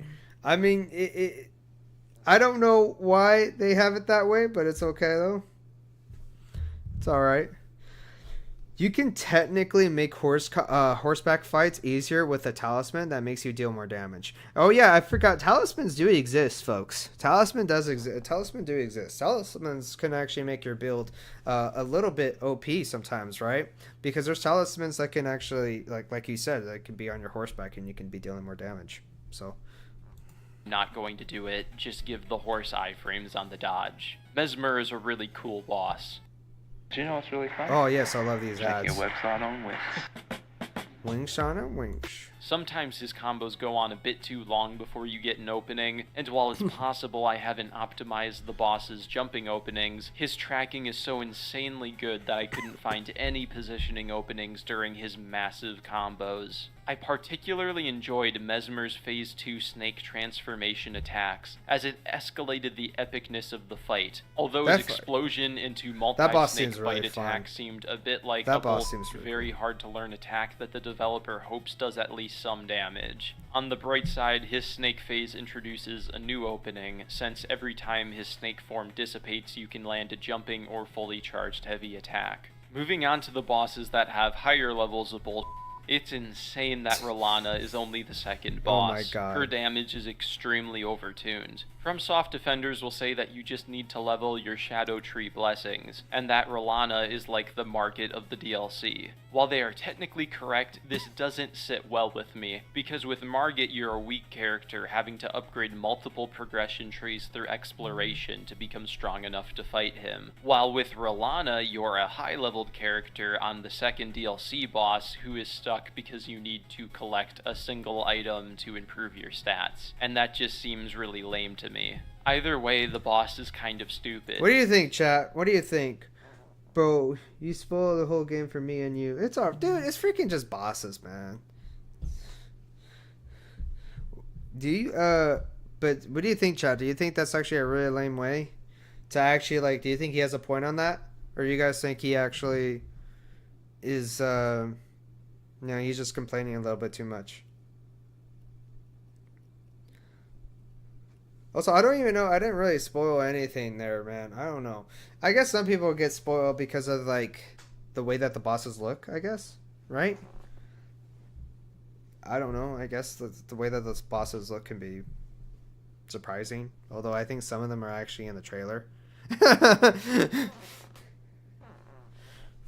Her combo extenders seem to go on forever, her tracking is insanely fast, making positioning openings hard to pull off, and she aggressively punishes healing with melee attacks and spells. She also roll catches incorrect dodge roll directions with her two swords, making it hard to back out and heal, and she has a 5-part spell combo with roll catches built in. Oh my when God, a boss man. has this many roll catches, She does seem it hard. sometimes feels less like I'm fighting a boss and more like I'm fighting the developer. When Rolana is near death, she does a triple moon staggered chain. But didn't you say, like, the developers, they use summonings? So it's like, you're not fighting the developer, bro. You're not fighting the developer.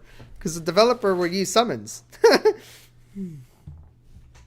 Shot combo that hits the entire arena. After I first saw this attack, I literally said, that's a streamer bait attack. It's made to get reactions and add an extra hour of length to the fight in case you had a good run on your hands with a one-shot that you didn't know how to dodge. There's probably some way to optimize Rolana's fight with jumping or positioning How do you even openings, dodge but I didn't that? enjoy the boss with her Watching an attack of Milan, there's nothing I can but dodge. Yeah, sometimes you just gotta dodge, man. Ginormous long combo extenders and roll catches, so I did a fair bit of hit trading to break her posture and win quicker. There's only 2 bosses left to cover, and I saved the hardest bosses for last. Next up is Bale the Dread. It's almost like Miyazaki heard challenge runners like me saying that Dark Eater Midir wasn't all that hard, and he said, alright, I'll show you a hard dragon fight. This boss is almost mechanically identical to Midir, but way, way harder. It's a dragon fight with a focus on hitting the head. Yeah, well, it looks like his complaint about it is that, you know what, it's cooler in the base game because you're trying to go level up so you kill bosses so you can collect runes and you can level up your build. And I guess he doesn't like it, but the simple fact that you leaving and going to get Shadow of the Earth Trees, right, to level up, which I guess that's, I don't know, it's kind of funny. Like, are we I'm actually curious, hold on, like, and hold on. Kind of curious, like, whatever the reviews, it's mostly positive right now. I'm quiet. Shh. It's mostly positive. That's good. That's actually, I want to say, like, the review. I want to say negative reviews now. As usual, Steam desperately needs a neutral review option. I enjoy these games and I want them to improve. I don't feel the simple positive such having will cover the nuance of this discussion here. If you simply want 40 hours or more Elden Ring, good and bad, then I would generally recommend this for you. But if you're expecting it to be particularly better than the base game, then I will probably skip this or wait for a discount. There's a lot of discussion. For context, I experienced every boss in the DLC and most of the quests. I finished nearly every piece of Souls content that FromSoftware has put out since 2009. I was 9 years old, by the way, with that. I did a new game playthrough rather than new game plus etc. In 2017, made a video called The Lost Soul Arts of Demon Souls, where he goes into detail about why Demon Souls was truly special, and he noticed that in all of the following games, it was clear from software was shifting away from various elements. Oh, what made the game special instead of trying to focus more on being an action game? Where the combat across each subsequent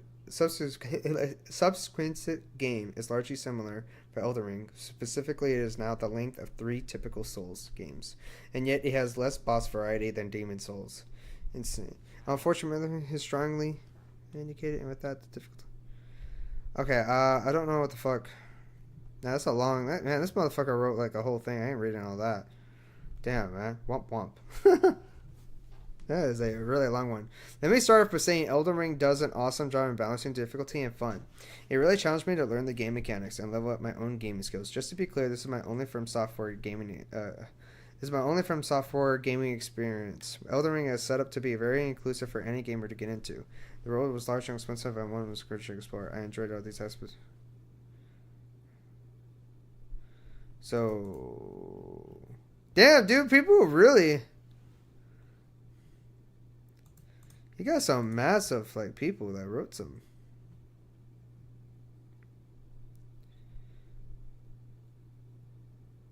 Performance issues? There was performance issues in this? Interesting. Alright, let's just continue watching the video because I kind of want to see what more.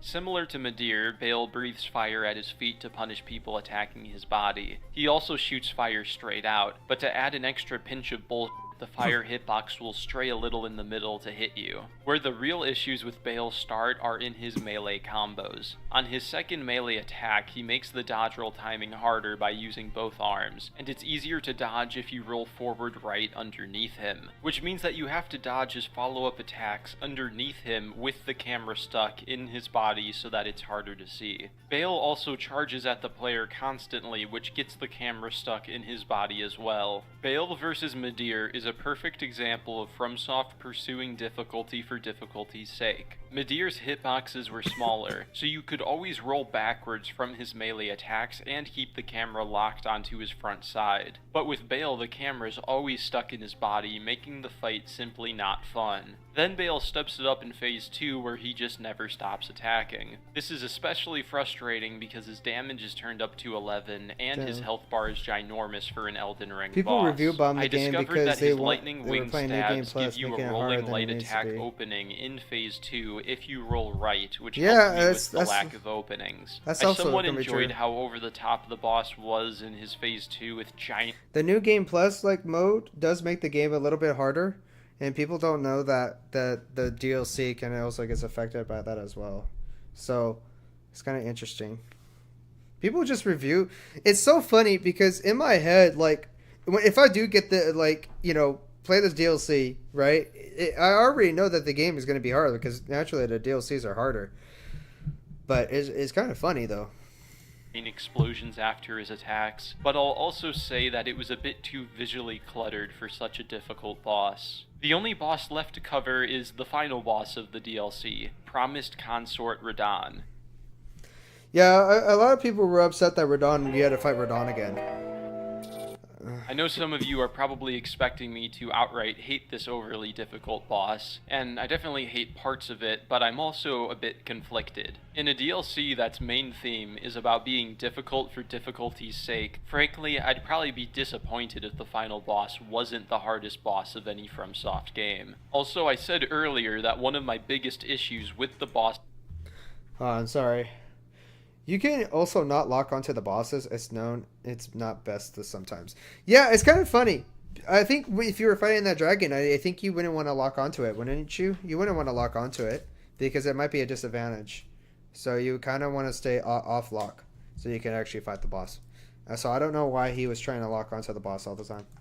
design was the lack of dynamics in the difficulty. I'm somewhat okay with Radahn or Melania being over the top to make a narrative and gameplay point. Although I'm not opposed to the ending boss having extreme difficulty, I do think that some of the ways he achieves this difficulty is incredibly cheap. First of all, he has a 3-hit slash combo that I consider to be undodgeable on a medium roll. Now, this isn't actually true. Across my 11 hours of fighting Radahn, I dodged the attack 11 multiple hours, times, bro. but the timing was so 11 precise hours. that I could not dodge it consistently. You have to dodge his initial swing and the roll catch in a single roll to avoid it. I couldn't find a dodge roll direction trick to make it much easier. Either way, it's obvious to me that From wanted this attack to be so difficult to dodge that it would appear undodgeable to many players, so they would die more often. However, this isn't the worst way Radahn achieves his difficulty. In Phase 2, Mikola jumps on Radahn's back and starts spamming spells everywhere, meaning that you have to play close to Radahn to get openings in without getting hit by the magic. This is all fine and good, but sometimes when Radahn turns his back to me mid-combo, I literally can't see his model through Mikola's hair, and then I die.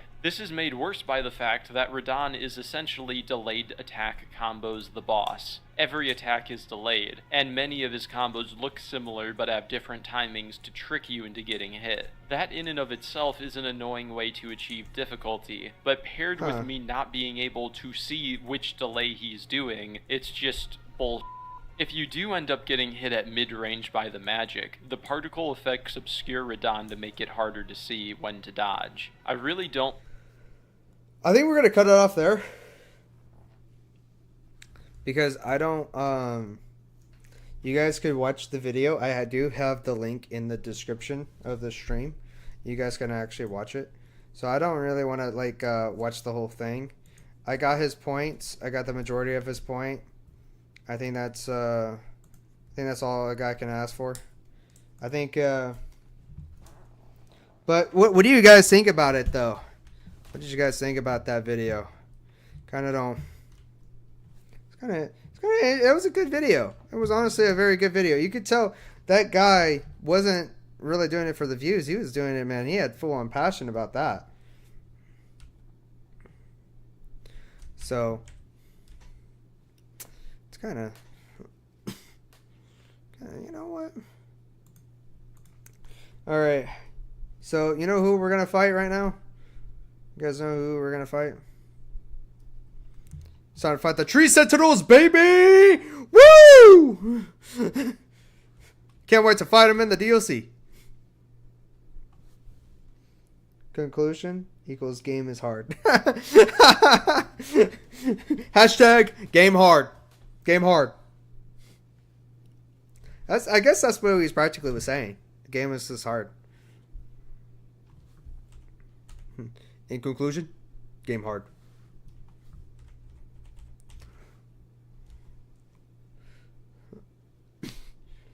Bro, if you...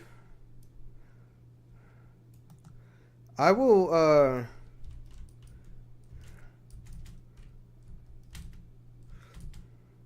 I'll defeat, yeah.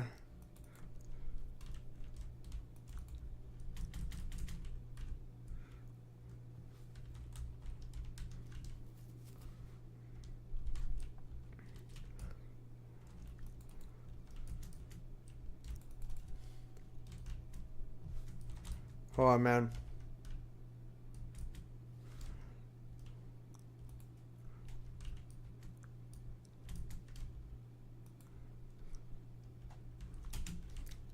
Oh, dude.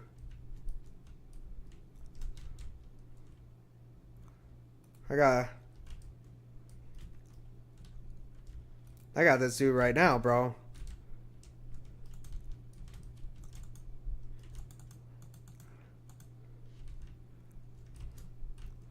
Hold on, bro.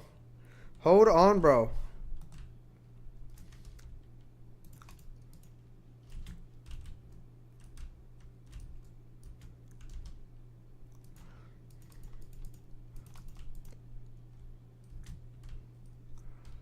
Ooh, baby.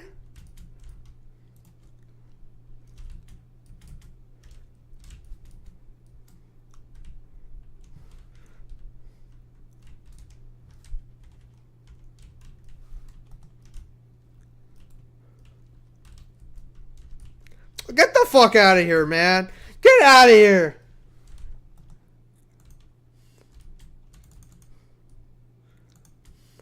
There we go. Game... Oh, game sound is not coming? Oh, my bad, bro. My bad. The game sound's not coming. My bad. My bad. Bro, dude. Also, your game always muted on stream. I think, well... Oh, let me actually read a few things right now. So, I think, well, he had some good points. He seemed that he didn't utilize everything he had available because, quote-unquote, it's not real. Also, your gaming audio... Okay, yeah, I'm sorry, by the way. I fixed that. Bro, do 3 shift plus attack and will stagger the tree sentinel. Yeah, I mean, it's kind of funny because he was complaining about that. It's so interesting, man. I don't know, dude.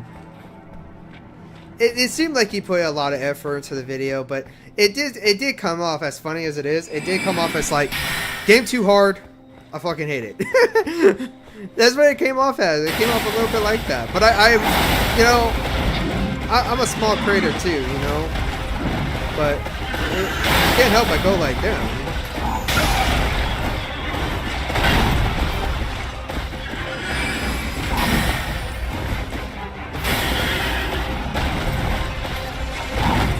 Hold on, baby. If I end up winning, even though I'm not even... I probably shouldn't have done that. It's alright, though. Damn it. Ooh, baby. Right there, baby. Right there. Come on. Come on, baby.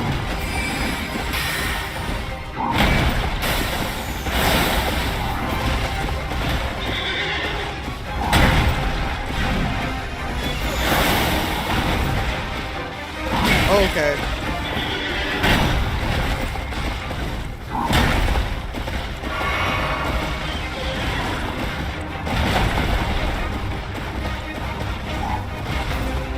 Now we have no mana.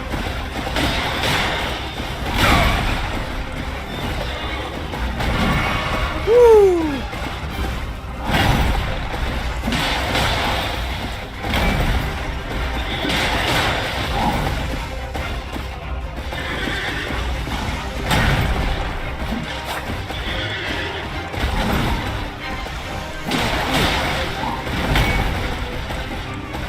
Oh my god, bro.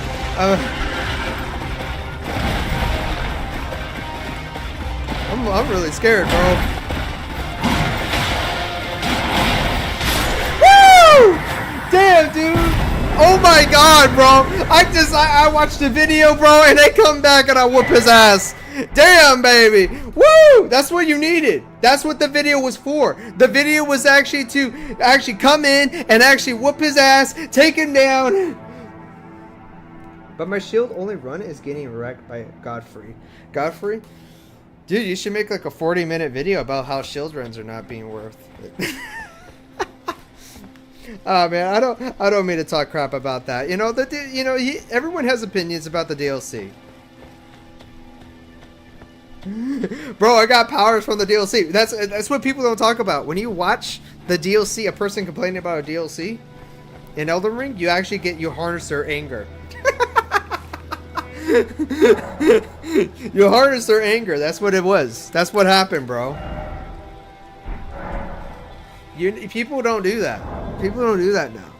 They don't harness people's anger. I'm trying to not make my glasses fall off. I'm trying to not make my sunglasses go.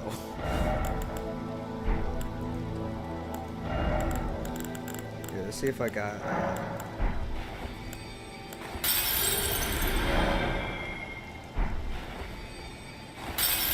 It's crazy, man. Crazy. If you guys ever got like any other videos, man, I'll react to that, dude. I'll see it. I'll see what happens, because like I didn't really it did, that was the one thing I was just worried about.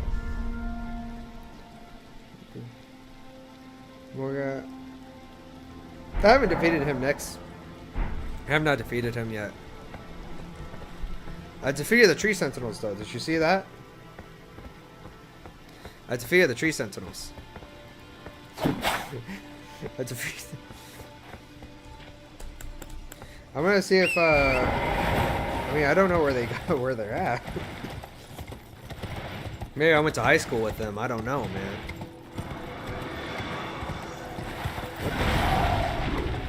Hey man, how you doing, bro? How you doing, dude? How you doing, man?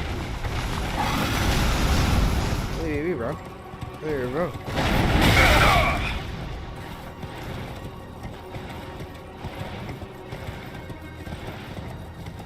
I'll see, dude. I'm like,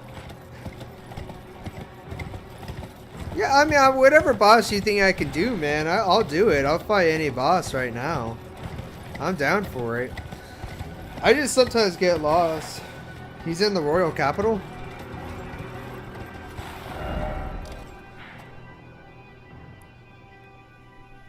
I mean, he's in that area, right? I have not killed that one. There's another tree sentinel? That is crazy, bro. If there's another tree sentinel, like how much tree sentinels do you need? I'm trying to kill as many bosses as I can, bro. I'm trying to kill everybody.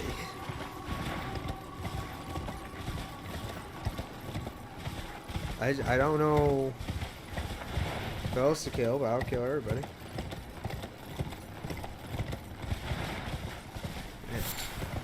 I'm really excited, dude. Like Doom Dark Ages though is gonna be really fun. I can't wait for that. Well, you have to kill this one, and it's stronger than the other ones. It's stronger than the other ones. It's stronger than the tree sentinel. So man, dude, they reuse a lot of bosses. Honestly, that's the one thing I think he had a big point on, was that the reusal of all the bosses. So he had a pretty big point on that. I can't deny that.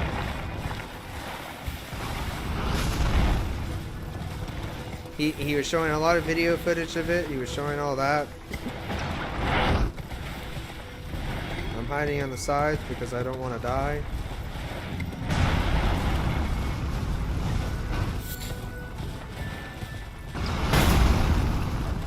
I do. You know what boss I want to kill? I actually want to kill the very first boss that you fight in Elden Ring.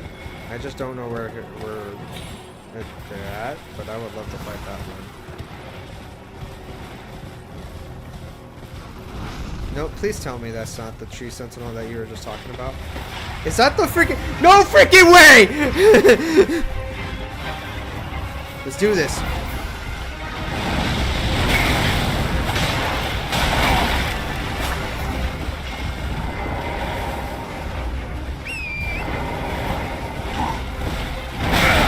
Oh, dude, but I used my frames.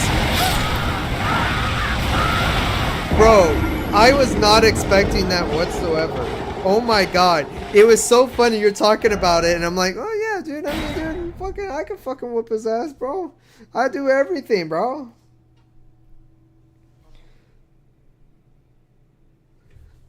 Dude, I don't care, man. I'm Mr. G, bro. Fucking, I'm Mr. G. I'll whoop his ass. I'll whoop his ass any day of the fucking week. Watch this, bro. I'm gonna whoop his ass. I just got done killing his fucking buddies.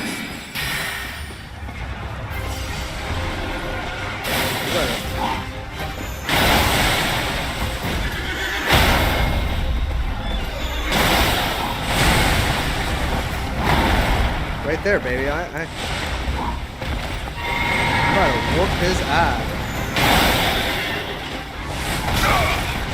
He's about to whoop my ass. I got him right here, bro. I got him right here. If my freaking jellyfish doesn't die.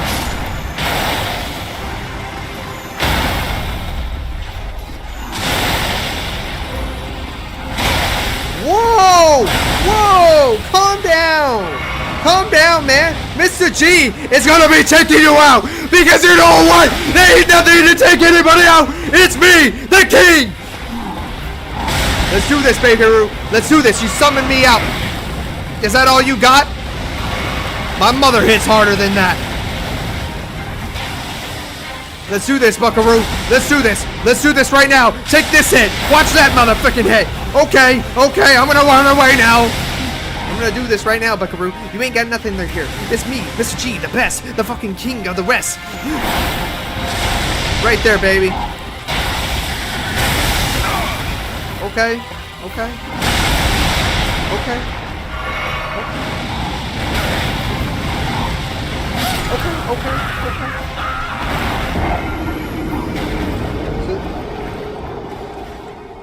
Sneak up behind her for a free early hit. I'll sneak up behind him for a free early hit. I'll get it in that ass. I'll get it in that ass. I'm gonna take my sunglasses off though. But I'll get it in that ass.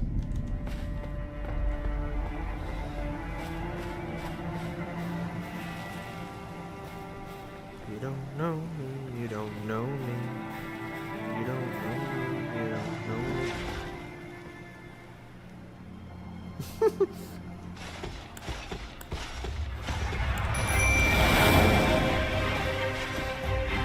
You didn't know me. You didn't see me.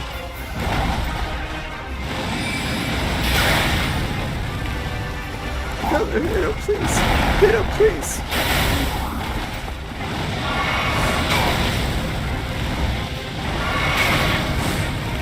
One of these is gonna work.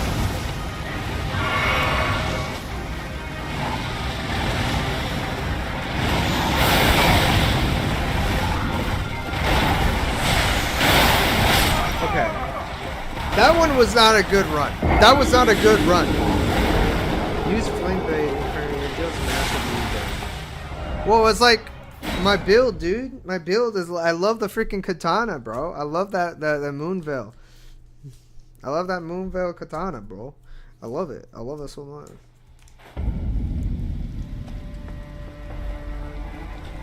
I got it right now. Don't worry.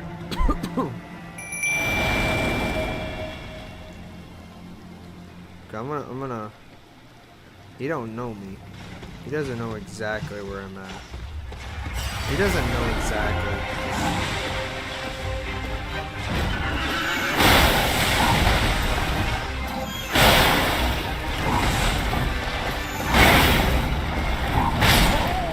Jesus Christ. Jesus Christ, man. This guy right here, that jellyfish is trying his best, man, with his 9 freaking damage, man. He's doing, I got you, buddy. It's like, dude, come on, man. Do a little bit more. Do a little bit more for me, man. Okay. Okay. I'm trying to sneak up behind him. Like he said, like my coach said, we're sneaking up behind him. We're gonna be doing a little bit of damage. Doing a little sneak. He don't know me. He don't know me like that. He doesn't know me like that. If you think he does, he doesn't. Because that's what's so great about me. He just doesn't. This fight's best on foot, by the way. I kind of assume so because just like what the video was saying, like the kind of like horse combat in Elden Ring is kind of, it's really interesting.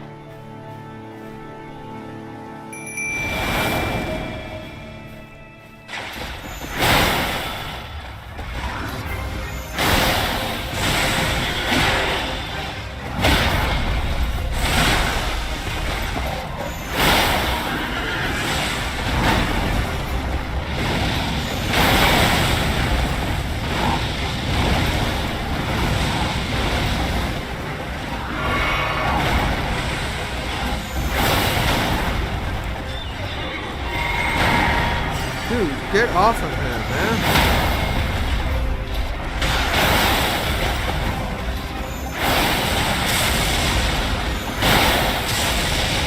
I am not I'm afraid of the man that knows one freaking move, bro.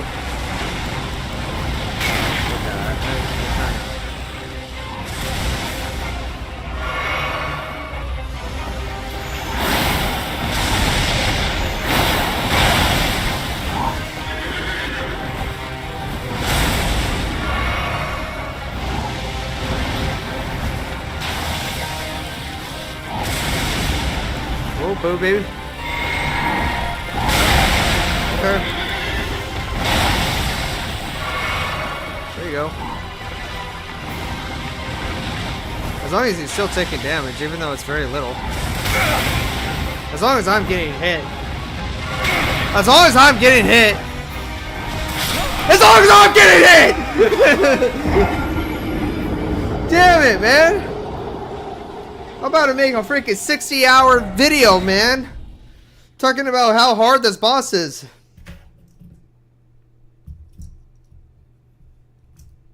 Yeah, John, dude, you should have been here earlier because we were talking about the DLC and we had a video playing.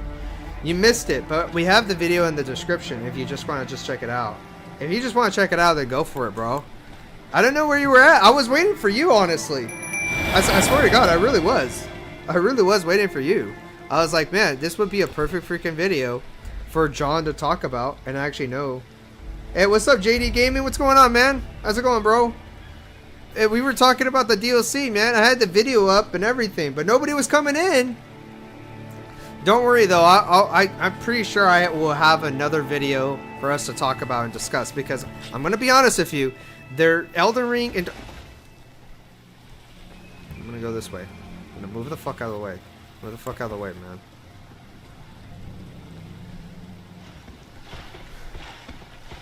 Oh, dude, come on. I wanted to get these heavy hits in.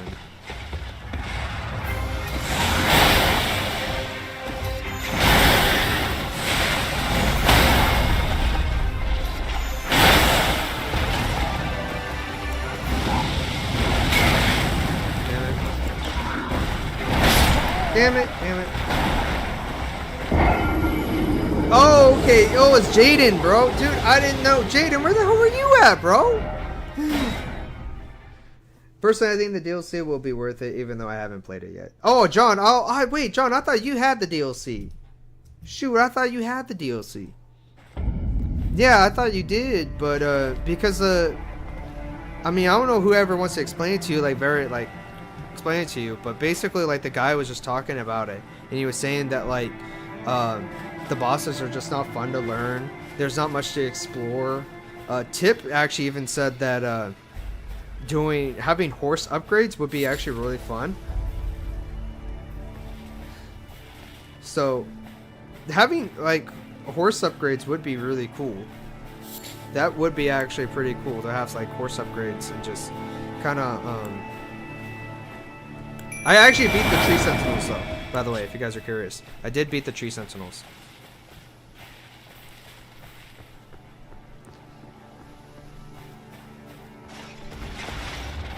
Okay, really?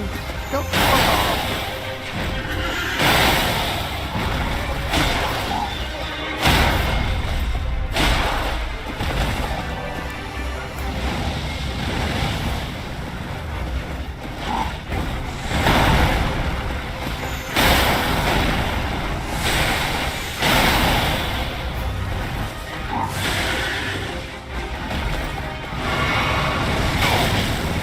Wow, man.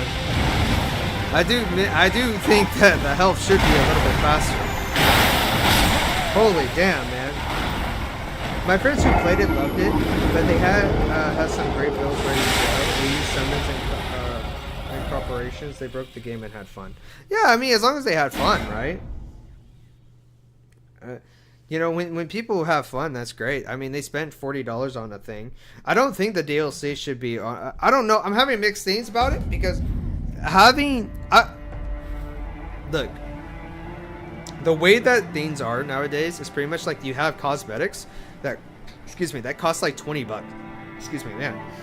Cosmetics that cost like $20, right? Call of Duty, battle passes, they're trying to actually have ways for you to, to separate you from your money, right? And fromsoftware is a very respectable company, and I actually do, so far I do like their games. I do like Elden Ring, love it. I actually, now I'm starting to love it. So that is some character growth for me. So much more trouble with those horse things. Freaking dude, I freaking hate the horse things, man. I beat the tree sentinel though. You can ask Tip. You can even ask my coach, bro. I'm being dead ass. Like I did take out those tree sentinels. So I did do that.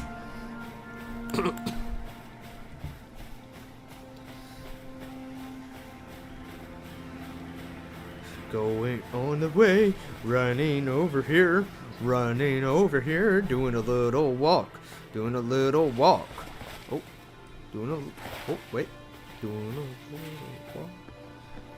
a little walk, You don't know me, you don't know me.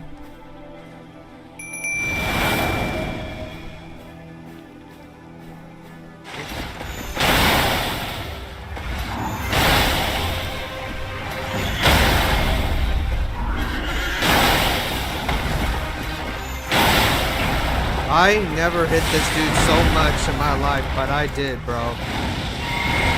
And I hit him again.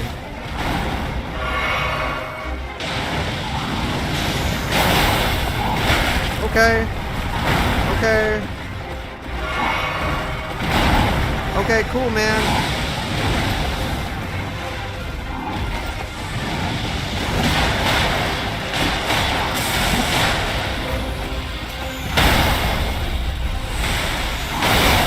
Okay.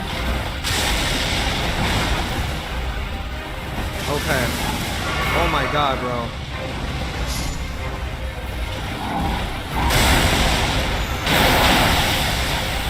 Woo, baby! Woo, baby!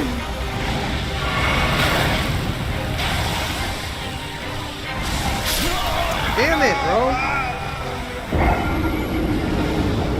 Yeah, dude. That's awesome, man. Hey, man, that's good. You just beat Godfrey. I remember when you're doing the shield run. So give it up for my man, Coach, right here. Yeah, you should change your name, Coach, bro. Being honest, but there you go. You just beat Godfrey. He's doing a shield run. FromSoftware has got to be one of the most honorable game developers ever. John, you're always been great, bro. You're honestly super great. You're awesome, man. You're living a very good life, I bet. You seem like a great dude. So, every time you're back away to heal, he's going to shoot fireballs at you. Dude, man, like, God, man, why, though? It's such a force of habit. When I'm low on health, I gotta heal up. That's like a force of habit I gotta do, man. Am I right, Jaden? Come on. Jaden probably knows. Jaden knows, I think. Oh yeah, bro. My man, he's stuck at... Dude, how I did it, to be honest with you, the guy that's on the horse, the guy that's like... right? I would honestly just keep on summoning people, bro. Just keep on doing that. And just popping shots at him every once in a while. That's how I was doing it. I was just popping shots at him.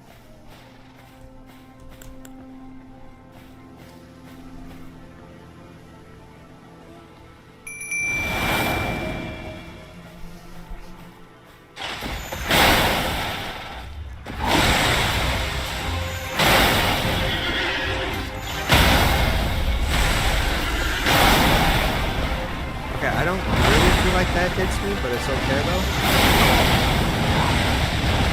Okay, damn it, man. The dinosaurs need something. him from behind his horse and use it from. Am I not doing that? You have to keep him close, but run from his AOE. That's the most I can really say. So you attack from behind. If you go down the hill, you might find at least one.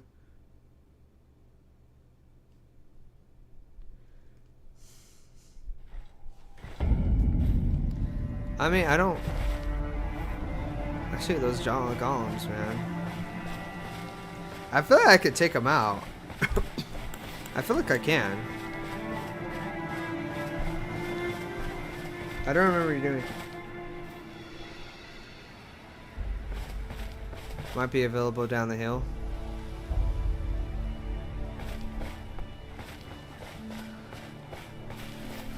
Let me see. Let me see.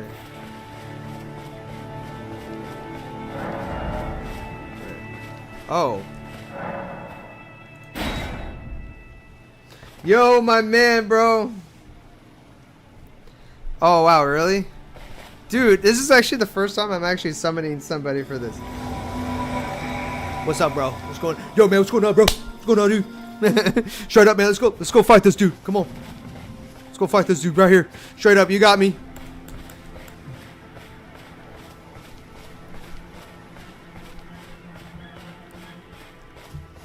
Can you crouch? Or you're not gonna crouch for me? Okay. Fuck it. Go for it!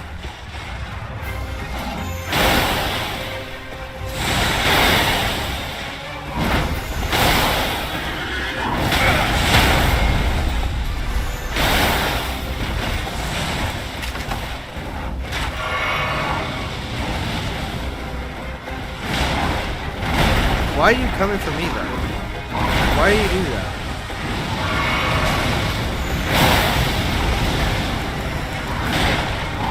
Bro, give me a second. Give me a second. Give me a second. Give me a second, bro. Give me a second. Hold on, bro. I got him right here. I got him right here. Yo. That's right. That's right. Mess him up. Mess him up. Right here. Right here. I gotta mess him up. I'm messing him up right now, bro. He doesn't really know, bro. He doesn't know. Bro, I am.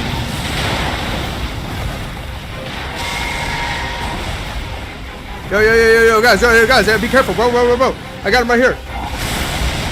I got him right here. You already know it, bro.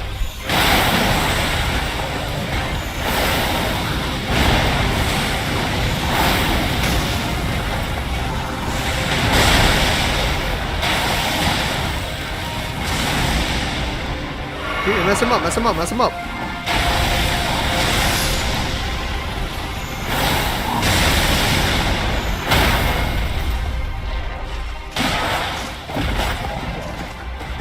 I hit him that way.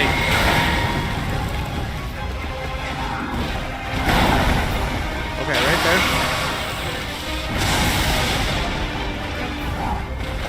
Right here.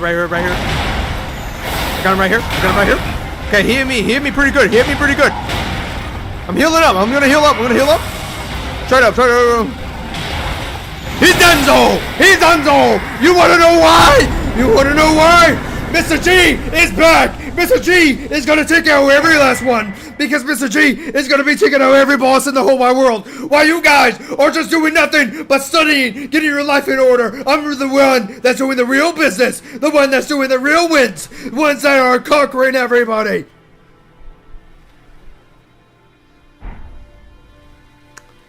Oh, we got a Dragon Call shit. That's pretty good. Let's get going. Mr. G. Mr. G's coming in here. You already know every step of the way. He comes in. He just messes up everybody who sees. Thank you, everybody. Thank you. You guys are all great. You guys are all absolutely great right here. Mr. G just comes in. Mr. G does everything we can do, alright? Everybody is afraid of Mr. G. Keep that in mind. When Mr. G comes in and starts streaming, you already know that every boss is going to be afraid. Every boss is going to be terrified. That's how you do it. That's what comes in. That's what comes in their heads. Oh, the Mimic tier you actually picked up? I never actually checked that out. I never checked it out, but... Oh, That actually might be pretty good for me right now. We're gonna actually do that. Alright, I'm just about ready to do the DLC. Can you open up your map for a second? Absolutely, I can open up my map for a second. I was just gonna go in here, bro. I mean, this is what I have known right now. I think, the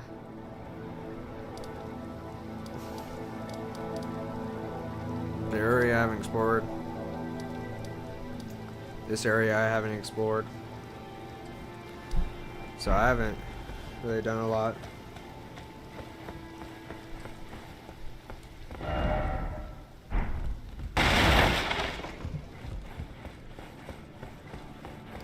I really like the outfit that I'm really wearing. I don't even care if it's not the best now. I'm just getting tired of wearing the same outfit. So I'm actually really excited now. Just by the simple fact of this outfit. You should see if you can level the mimic tier, Ash, and give it a try. I should. I will listen to you, don't worry. Hold on, let's actually take a look at what you're talking about though first. Is it like a summon? Is it like a...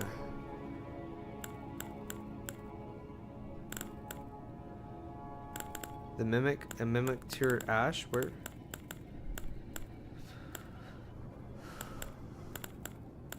Oh, mimic tier Ash. Oh, it's right there. Honestly, I'm actually gonna equip that right now. I'll just use that for the next one. Yeah, I decided to just wear it.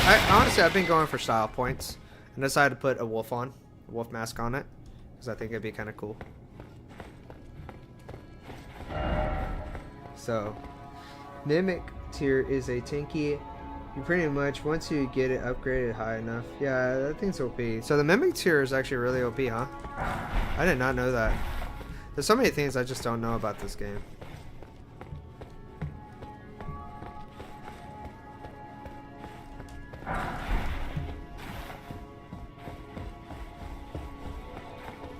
Is there anything else in here? I feel like that was too easy right there. I have not gone here before at all. I am so curious what is here.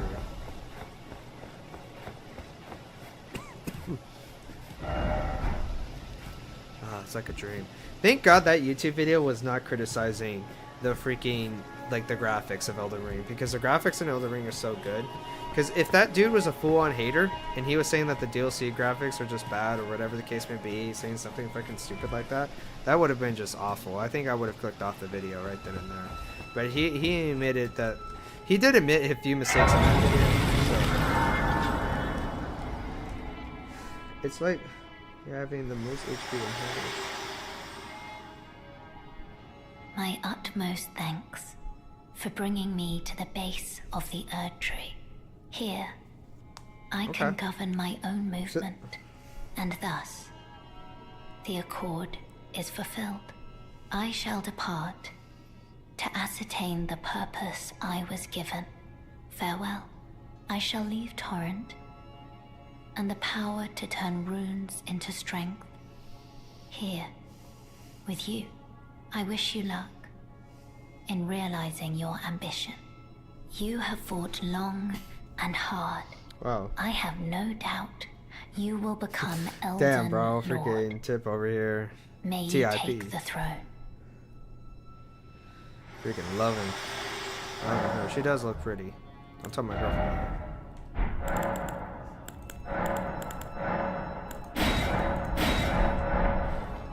Well, it's kind of funny, man. You guys are like so funny.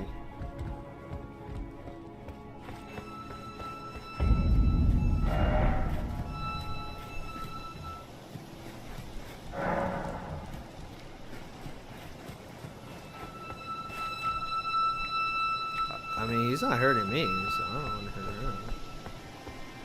He's not hurting me, man. Hey, what's going on, man? You really want to fight me, huh? Okay. Don't know what the hell he was doing, trying to take out Mr. G. I'm waiting for this good boss. G against. Oh, really? Do you think Elden Ring actually has a lot of RNG?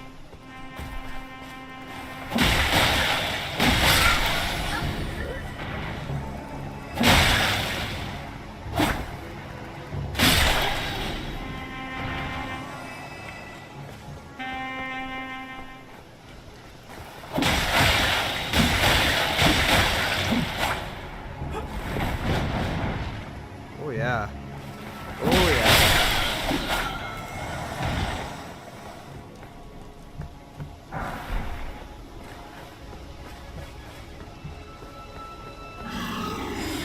Dude, what the flip? Did you guys like when I was putting on a video on them? You guys enjoyed that? Because man, the thing about doing that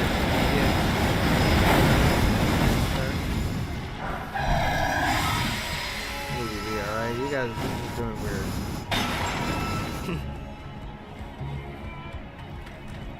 Dude, every time I keep thinking, that guy honestly seems like he's from Bloodborne.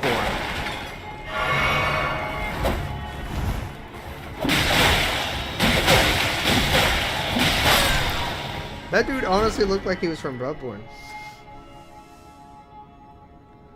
Choose that said, the path to the actual boss is short and easy once you know it. I did.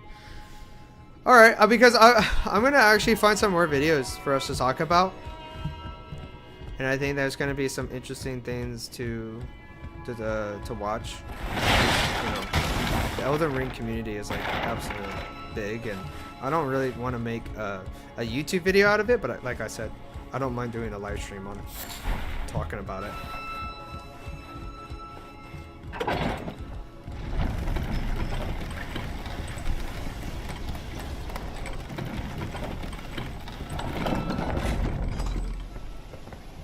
I feel awful killing these guys. I don't want to kill these guys.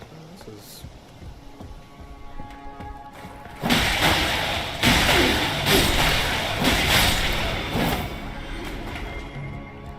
an awful play. I don't want to...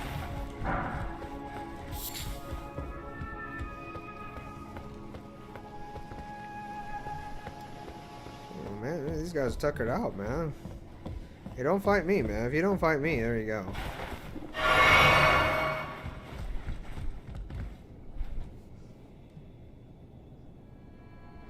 Yeah, I mean, John, that's why I was saying, bro, if you were here earlier, we were in like a deep conversation about it. I felt like, you know, you can still watch the video though, but I just don't want to put it back on again. Granted, I didn't watch the whole thing either, because I don't know if that's like, well, if that's copyright or if that's not copyright. What the fuck is that?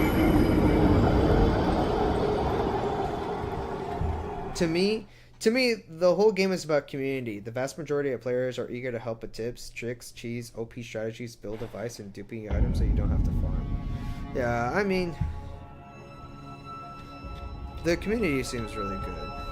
Oh. Doc, the seamster, at your service, ready to make a Master, the earth, I was so damn. The Erd tree is. I know it.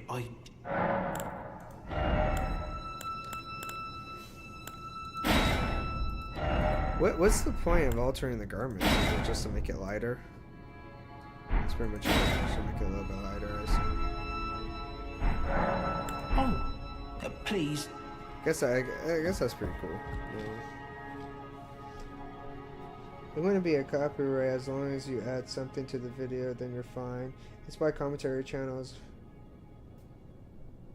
That is a lie. That is a lie. Hold on. Commentary channels are hated. They are. I know they're hated because I remember watching tons and tons of videos on it. I remember even watching the Ackman on it talk about it too. Commentary channels are actually hated on the simple fact that, like, even though maybe it's not copyrighted, maybe it's not, but I'm not too sure. If you are watching a whole freaking video about it, I don't know, it kind of makes me feel like, well, damn, this guy put a lot of effort into it. And now people are watching my stream to watch this video, And it's like, I don't know, it's kind of, it makes me feel weird about it. Because they are, yeah, I guess so, for him. He's not, I guess so, that one, I don't know. Maybe, I guess he's not hated. But it's also, oh damn. Oh, once I was okay, I actually survived.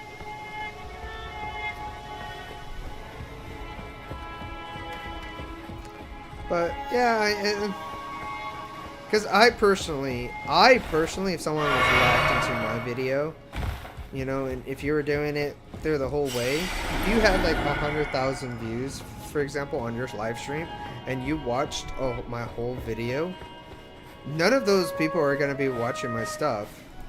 None of them are going to be watching it. Right? So, because who the hell is going to watch your stream and then they're going to watch my video afterwards? But if it isn't copyright reasons, and I guess it's fine, and I guess YouTube is okay with it. I guess so. I guess that's cool. I don't know. I mean, I guess so. I know Mr. Beast is fine with it. Mr. Beast is okay with it. You can actually go to Creative Commons and you can actually watch those videos. I guess that's okay. Don't give that one NPC that you talked to that last YouTube. Don't give him that one. Okay. I will not give him two.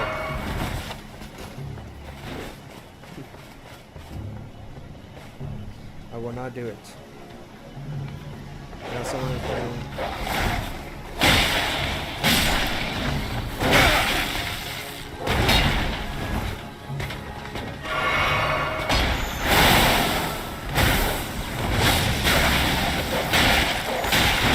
Oh my god, bro. Woo! Oh my lord. How long have we been streaming for? Oh shoot, dude, we've been streaming for about 2 hours already? God. Forsaken Kitty, bro. I didn't think I was gonna be streaming for so long. Still, unless you don't like him, you'll get him lava too. He seems like a nice guy, bro.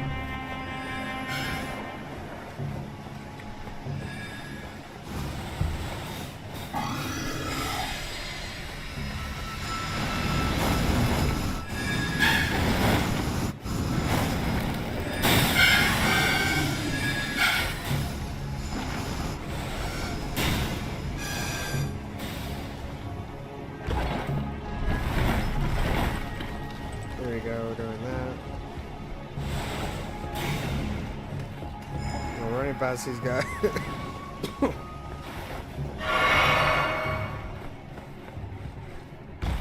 I always wonder if, like, are you supposed to kill these guys, or are you just gonna just... We're always supposed to be running, man.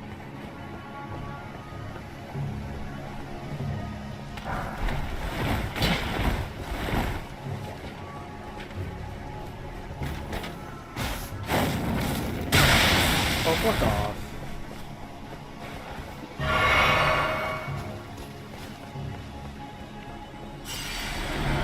Hey, doggy.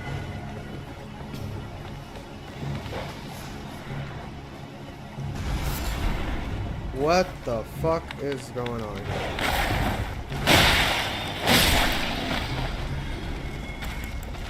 What the fuck?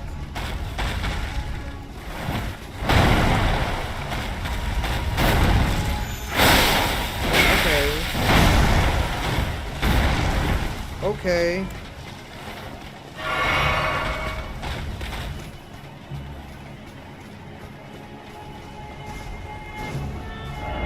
When the hell did he become a normal? You can kill those guys. It's easier if you throw in some sorceries.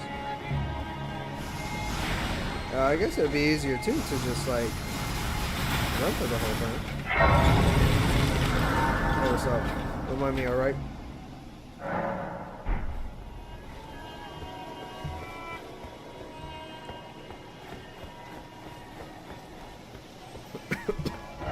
Dude, this game is so big, man. This game is so huge. Greatest freaking game of all time.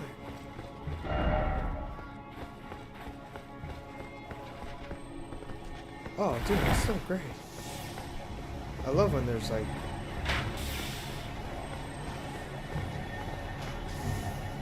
Okay, we'll go this way, bro.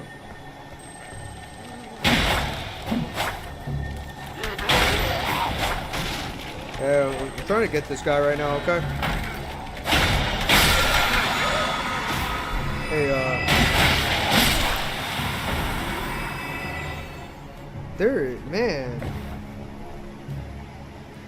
Run up dragon, dude.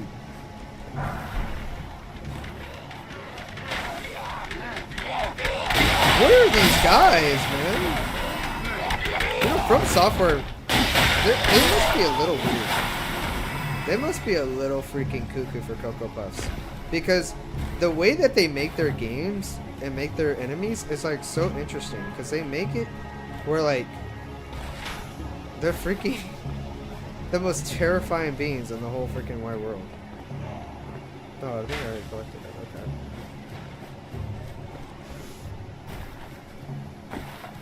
Okay, we'll do that.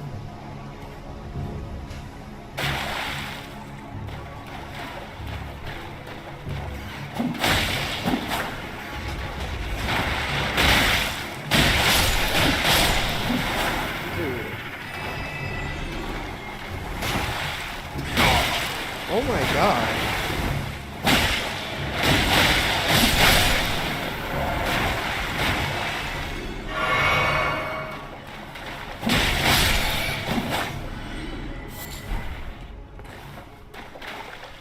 Do you guys like when, like, okay,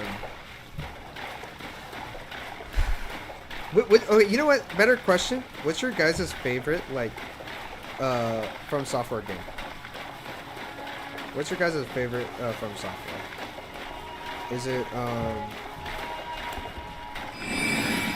Elden Ring? Is it Sekiro? Oh, come on.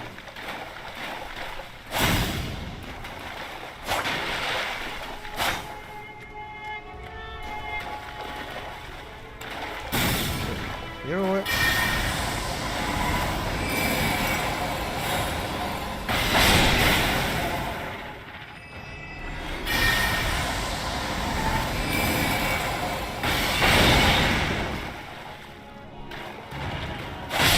I see you guys, bro. I only played Elden Ring. Really? John, dude, my god, man. I thought you would play more. Blackwood working, nothing. Probably Elden Ring, but I haven't played any of the other games, so I might change. I mean, it's kind of funny, man. Elden Ring actually reached a very big group of people. That is just kind of surprising to me. But with that comes like a lot of hate.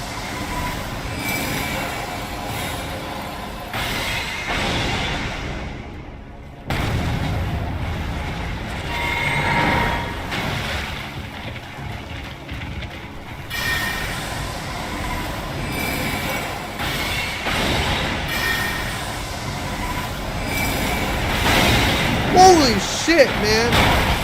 I honestly thought I was safe because he didn't seem like he was being able to reach me. So I'm... Damn, dude! Wukong? Well, I played Sekiro, but I haven't beat it yet. Yeah, it's actually, you know, kind of valid right there.